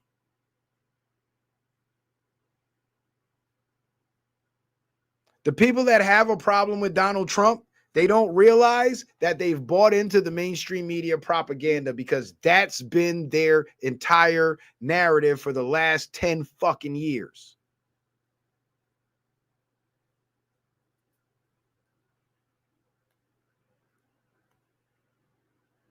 And they've sold us that message not only through mainstream news, but through propaganda in movies, through celebrities, through online individuals who have infiltrated the truth movement to sell that message. And they've gotten, unfortunately, a lot of people in the truth movement to believe it. And that's because those people in the truth movement who have fallen for that narrative, they don't understand the nature of the war. They don't understand the nature of the enemy. So if you don't know your enemy, how are you going to know your friend? If you don't know the nature of the war, how are you going to know if you're even winning that war? You'll always feel like you're losing. And this is why these mainstream talking heads and these infiltrators in the truth movement don't ever fully explain to you the nature of the war, because they don't want you to understand what's actually being done. Because if you understand what's being done, it will be very hard for you to be mad at Trump about anything that he's doing. And the reason why is because, again, you'll understand why he's doing it. Just like all those people that got mad about Operation Warp Speed. If they had understood that this was a war of legality, and the only way to stop these people from being able to mandate their vaccine garbage was to control the release of that vaccine garbage, then people would have understood the purpose of Operation Warp Speed. But because they did, they have no idea that in order for a vaccine to be fully FDA approved and not experimental, it takes 3 to 10 years. Operation Warp Speed forced out the vaccine in 1 year. Hence, even though they tried to do the employer mandate and they were able to get away with it for a few weeks or a few months, it only lasted that long until the Supreme Court ruled on it. And once the Supreme Court ruled on it, that shit was dead in the water.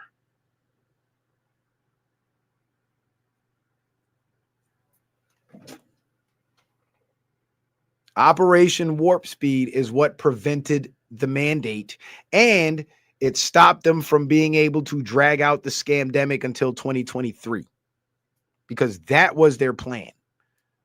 But because people don't know this, all they see is Trump funding the vaccine. I'm mad at him.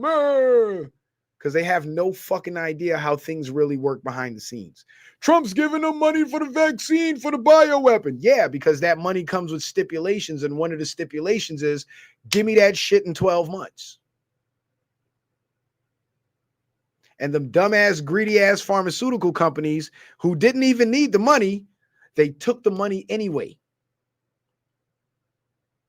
Because they were banking on the fact that the American people were ignorant to the fact that a 12-month vaccine can never be mandated. They threw it out there in 12 months anyway and lost their ability to mandate it forever. Another thing that the people that are mad at Trump about Operation Warp Speed aren't considering. Where would we have been without Operation Warp Speed? You know where we would have been? We would have been 2 years removed from the scamdemic instead of 4 years removed from the scamdemic, because they would have dragged it on until 2023. You see, they stole the election in 2020 for Biden. So they would have stole the election. And then under Biden, all that bullshit the Democratic states were doing with shutting down people's businesses, locking them up for not wearing masks, towing their cars for going to church and all that goofy shit they were doing, that would have become federal law. And they would have dragged it out for a minimum of 3 more years. It could have been longer. And then they would have given us the vaccine. And then the men with the guns would have showed up with the guy in the white lab coat to shoot you and your kids up. So Operation Warp Speed prevented all of that. But because people are ignorant and don't know the laws in their own fucking country, they're mad at Trump about it. But Trump don't give a fuck, and I don't give a fuck either, because I understand how shit works in America.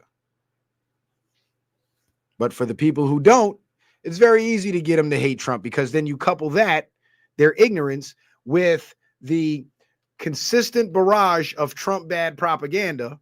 Well, what do you get? You get people actually believing Trump was down with Epstein when Trump was the only president that actually had the man indicted. And it would literally make zero sense for Trump to indict Epstein if he was graping kids with Epstein. It would make no sense at all. That's like me being an elected sheriff, but I sniff coke on the weekends with the biggest dope dealer in town. Why the fuck would I go indict that man? Because the first thing he's going to say is, the sheriff be sniffing coke with me too. Go look at the surveillance cameras from my house. That would not serve me in any way if I was guilty also. But if I'm clean and he can't make that claim, arresting him and indicting him makes me look better.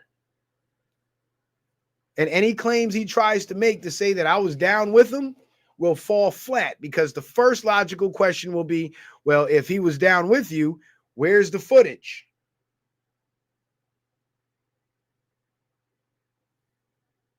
Because we got footage of you at your house doing that shit. Where's the footage of him? And if he was down with that shit, why did he bother arresting you? He could have left you alone. You know, like all the other presidents left Epstein alone.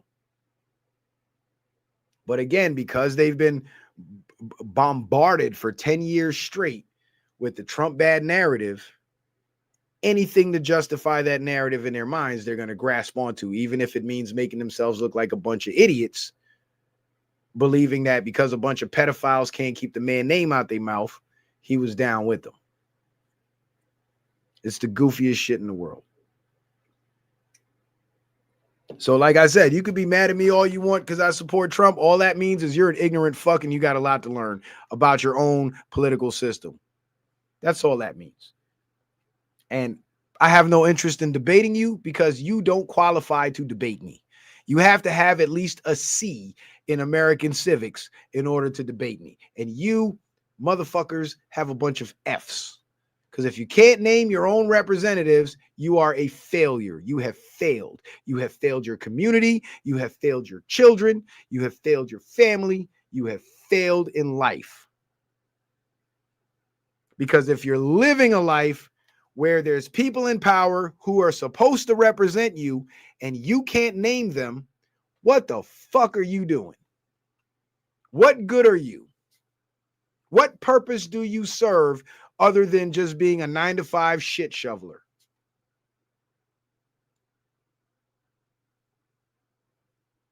What kind of change will you be able to affect if you don't even know who to write your letters to or who to call or who to go visit? What good are you? You're useless. You're more used to the New World Order. They have more use for you because that's what they want. Mindless, ignorant dummies that'll believe anything that appeases their emotions.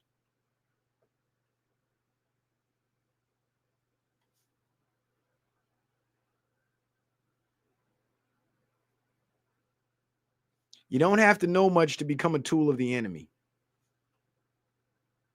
In fact, the best tools of the enemy don't know shit. So the less you know is the more effective you are in assisting the enemy.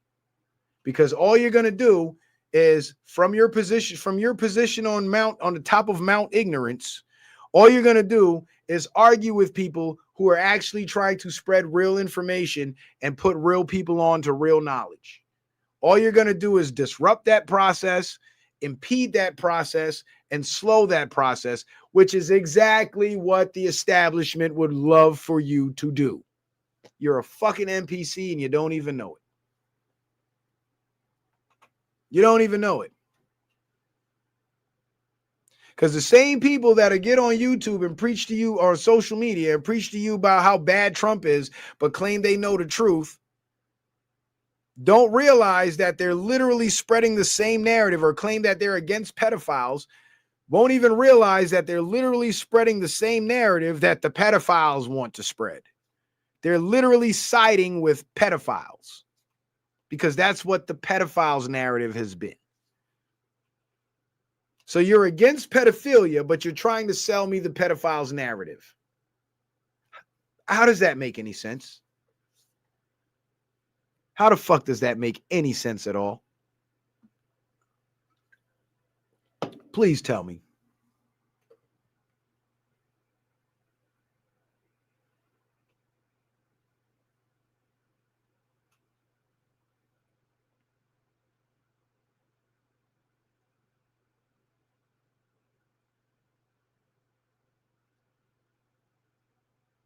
Right.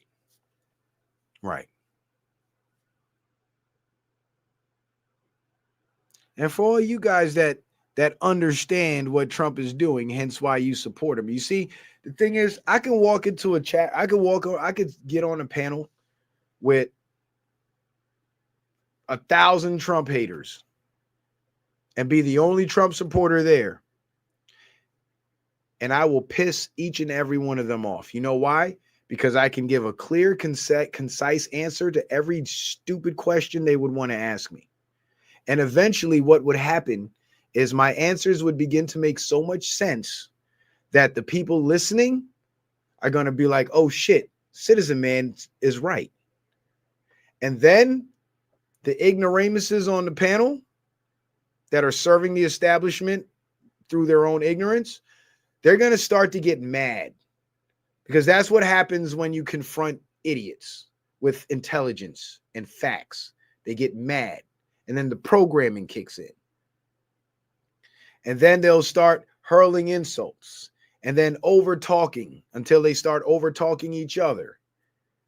And then they'll start being disrespectful and saying stupid shit that has nothing to do with the conversation. And what you're going to notice is a regression in the level of intelligence that they display. It's happened to me so many times. And it's all going to start from their ignorant arrogance, believing that they can ask me all these gotcha questions and I can't answer their questions. And every answer I give them, I'm capable of providing proof if they need proof. And I'm capable of explaining further. I'm capable of giving examples. I can name names. I can point out faces. I might not be able to give you dates, but I can give you the months and years because I have studied and researched the facts. I'm not going off of my feelings, off of what I feel. See, their questions are going to be coming from where they feel because they hate Trump. They dislike Trump. So they're operating off of a feeling. And because they dislike Trump and they're in their feelings about Trump, they're going to get in their feelings about me because I support Trump. And they'll have a hard time logically separating Citizen Man from Donald Trump. So their hatred for Donald Trump will then transfer on to me. And it's only going to intensify the more I'm able to answer their questions and they start to see that the audience ain't on their side no more. Once that starts to happen, that's when the meltdown begins. That's when you start hearing the chimpanzee noises and the dick measuring begins and the violent threats to fight and the give me your address so I can pull up. All that bullshit starts to happen. And once that starts to happen, we're no longer having an intelligent conversation because I'm here to answer questions. So ask me the question. You might not agree with my answer. You might not like my answer, but every one of my answers are true and verifiable and will make perfect sense. But getting mad because I'm able to answer it doesn't make any sense at all. In fact, it only hurts your own credibility because now you're demonstrating that you're not asking these questions in good faith. You've entered this conversation in bad faith. You've entered this conversation not to gain enlightenment or understanding of my position. You entered this conversation to try to downplay my position. And if that's what you want to do, you could do that without me by your goddamn self. Fuck you need me here for? I'm just here to get an understanding of what you know, which I pretty much understand what you know. You know as much as the dog shit at the bottom of my shoe knows. But that's because I'm here in good faith. And if you were here in this conversation in good faith, then you would enter this conversation with a genuine curiosity as to, well, why does this man support Trump so much and Trump seems to be such a bad guy? So they should, if it's in good faith, they would be coming from a position of, I think Trump is a bad guy. Change my mind. I genuinely want you to convince me to support Trump the way you support Trump. Then the questions would be more sensible. Then the reactions to the answers would be more intelligent. But that never happens because the people who are still falling for the Trump bad narrative overall, generally, are less intelligent. Because any intelligent person knows that the mainstream media, 99.9% of the narratives they put out are lies. It's been proven time and time again. And just off of that fact alone, knowing that the Trump bad narrative is a mainstream media narrative, they would automatically know that's a lie. But because they can't make that connection, they fail to make that logical connection in their brains. That's a demonstration of some sort of mental deficiency or just a simple lack of intelligence.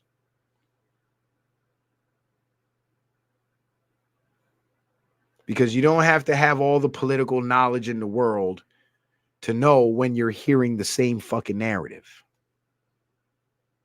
And if the same narrative that you're hearing aligns with the fake news that you know for a fact, without a shadow of a doubt, lies, then you should know that, hey, the narrative I'm getting from over here, it's coming from over there.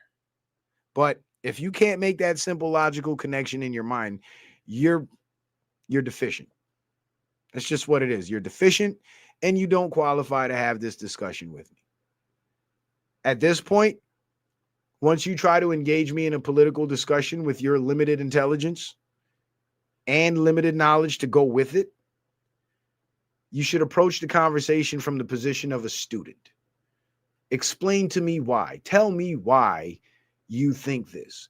Tell me why you believe this. Tell me what made you take this position. That's how you grow in understanding.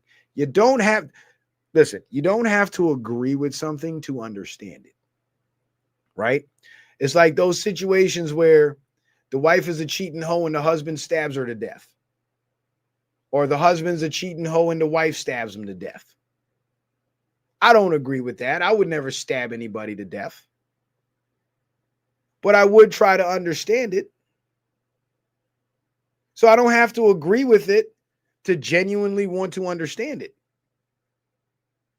I don't want to understand it to have an excuse to agree with it. I want to understand it because this is something that I don't want to see happen. And the only way to prevent it is to understand what caused it. Thus, in not trying to understand, I'm no longer capable of doing anything to try to prevent it in the future. But if I understand it, I can see a husband cheating on his wife and how miserable she is. And I can tell him, hey, man, that bitch gonna stab you in your sleep, motherfucker. You better knock that shit off. You better take your ass home. Or if I see a wife running around cheating on her husband, I can say, look, woman, you better take your ass home and go wash up with some rice vinegar or whatever the fuck y'all do before that man stab your ass in your sleep. Fuck around. You know what I'm saying? Like, because now I understand what behaviors would cause that level of violence. So now if I'm witnessing those behaviors and people around me that I care about could potentially fall victim to violence as a result of their actions, I now have a duty to advise them not to engage in those actions because I don't want to see them get stabbed in their fucking sleep. So the need to understand it is actually more important if you don't agree with it. Because if you don't agree with it, you don't want it to happen. You have to understand why it's happening.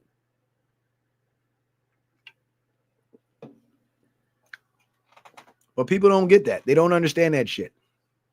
They don't understand that shit at all because we've been severely dumbed down as a population and it's been happening for generations. And I think the dumbing down is like at the baseline, but like I don't think we can get any dumber than we are without like completely going back to just grunts and, you know what I'm saying? Like no language. That's the last step. Like people become nonverbal and we just make sounds and hand gestures at each other. Just turn into fucking monkeys. That's the next tier down. I don't think we can get any dumber than we are. And if you have a driver's license and you've ever been graced with the opportunity to operate your motor vehicle on these interstates, I'm sure you've seen how stupid people have become. Don't get me started. I don't road rage when I'm on the road, but I rage sometimes. And when I start thinking about the shit that happened on the road, it just adds to it. But I don't rage on the road because there's no point. Nobody can hear me. Now I got all y'all listening, so I can rage to y'all because somebody's gonna fucking hear me. Irvin, what up, bro? I ain't even see you in there, Irvin Arroyo. Good to see you, bro. Good to see you, brother. But anyway, I honestly believe that the knowledge of the old world, because part of the first thing in understanding the old world, the knowledge of the old world, is understanding that the old world has already ended 200 plus years ago, and the new world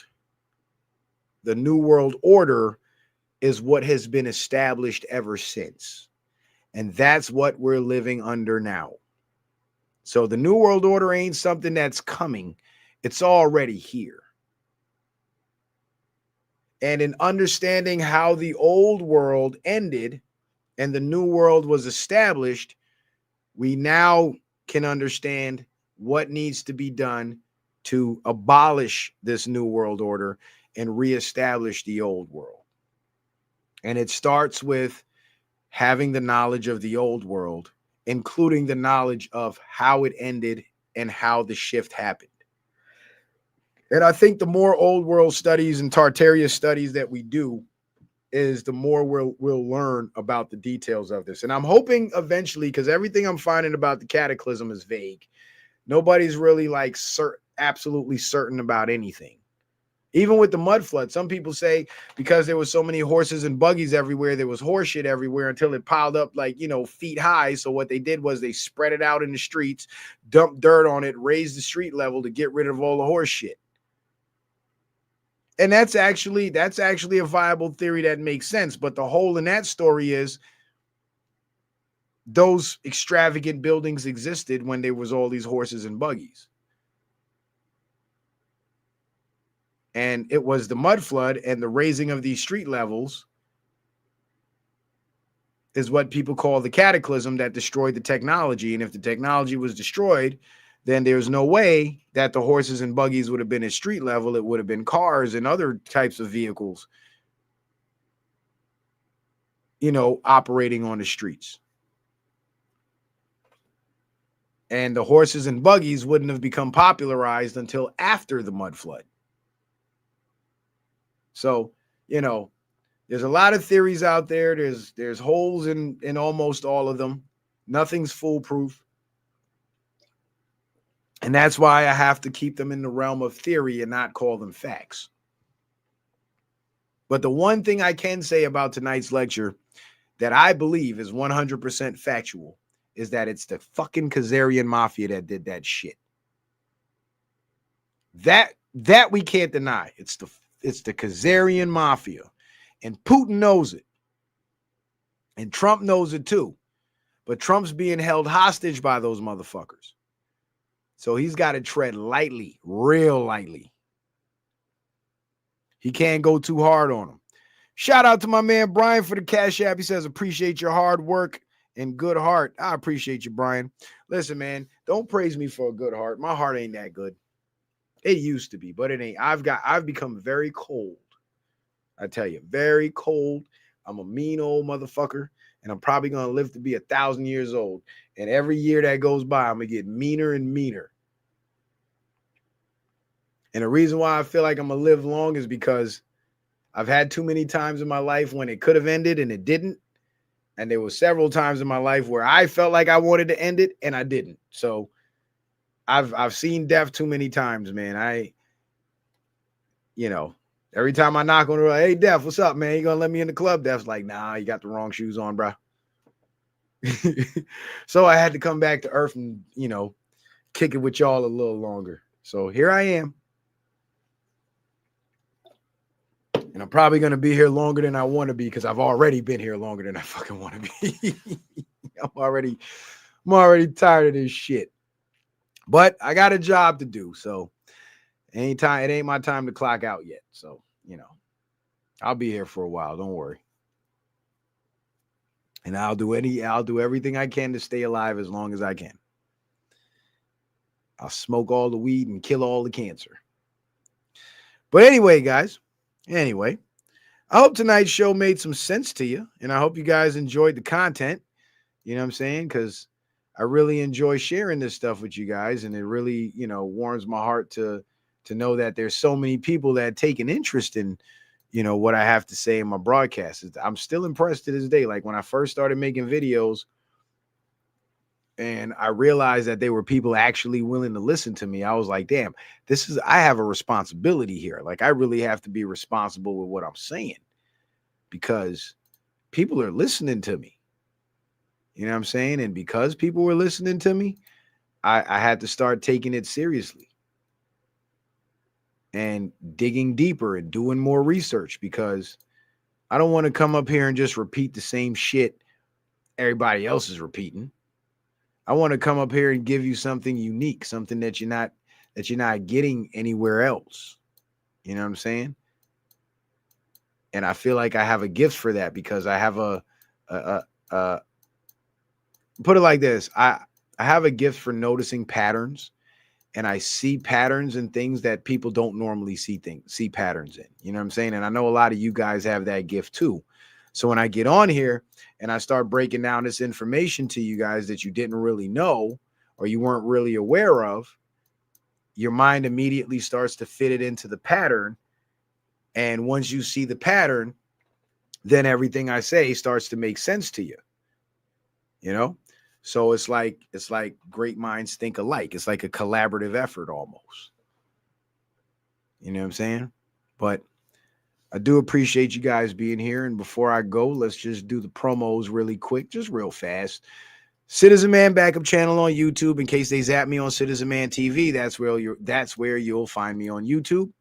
And also Rumble is where you'll find all the streams that get censored off YouTube, or I have to remove from YouTube before they get censored. So I got hundreds of videos on Rumble that are not available on YouTube. Now Rumble is absolutely free. It doesn't require you to pay any money or anything, but it would help me a lot if you use your email address, create a Rumble account, sign into your Rumble account, and come over to my page, give me a follow, watch a couple videos or watch all the videos, hit the like button on every single one, share the ones you feel like are worth sharing, comment on the ones that you have an opinion on, or whatever the case may be. And that helps boost the numbers. It helps grow the entire Rumble platform, and it will also individually help my channel grow. So, you know, support your boy over on Rumble. And of course, last but not least, if anybody else feels so inclined to support the show, I strongly encourage you to do so via Cash App, PayPal, or Venmo. The red X through the PayPal is just to remind you guys that PayPal censors comments. So keep it service level, kind of like my brother Lee did in the PayPal that he sent at the beginning of the show. And shout out to my brother Lee 14224 for that support. Shout out to my brother Brian and my brother D Allen for that support. Appreciate you guys. Let me check my that's my Jaden Ben account. Let me check my Citizen Man account and see if Miss Angela hit me tonight. No, Miss Angela is missing in action. I guess she's not up this late. But shout out to you guys for that support. I really appreciate it. And anybody else that, plans on donating to the show, if your donation happens to come in after the show ends or whatever, I'll be able to look it up on the next show, and I'll be able to shout you out on the next show. So don't feel left out or feel bad or feel like you don't want to support. All right. But I do appreciate you guys being here. I do appreciate the love. I appreciate the support. And I hope you guys learned something interesting tonight, and I hope this inspires you to go do some research of your own, and maybe you might find something that I missed, or you might find something that might be of interest to me, and maybe you want to call in on the next show or something and share it with us or whatever, or send it to me and get my opinion or my breakdown on it. I'm with it. You know what I'm saying? I'm with it. I ain't got no problem with that. So anybody that wants to have a conversation, maybe you disagree, or maybe you have a theory of your own, shoot me an email, let me know. I'll set it up. We can chop it up. You know what I'm saying? I don't mind. You know what I'm saying? Just don't be an asshole. Just don't be an asshole. You can disagree all you want. You can disagree without disrespecting. Like, we could be cool and not agree on everything like that. Life works like that. You know what I'm saying? So with that being said, ladies and gentlemen, like for example, you might like fat chicks. I don't. I disagree with that. But I'm not going to hate you because you like fat chicks. You know what I'm saying? All I know is now, if we go out one night, you're taking one for the team, and you will be happy to do so. So it serves us both. You know what I'm saying? You keep the big broads up off me and be my wingman at the same time. Hey, it's a win-win. It's a win. I will happily wingman for you. Hell, I'll bring you some wings. She might need them. Anyway, her cholesterol levels might get low. Is it cholesterol or insulin? I can't remember.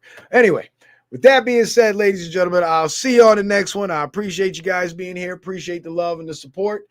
And I hope you guys take away something valuable from tonight's show because we are going down a rabbit hole that we have never gone down before. And I am loving every minute of it. So we'll be back on the next show to do it again. Citizen Man, out.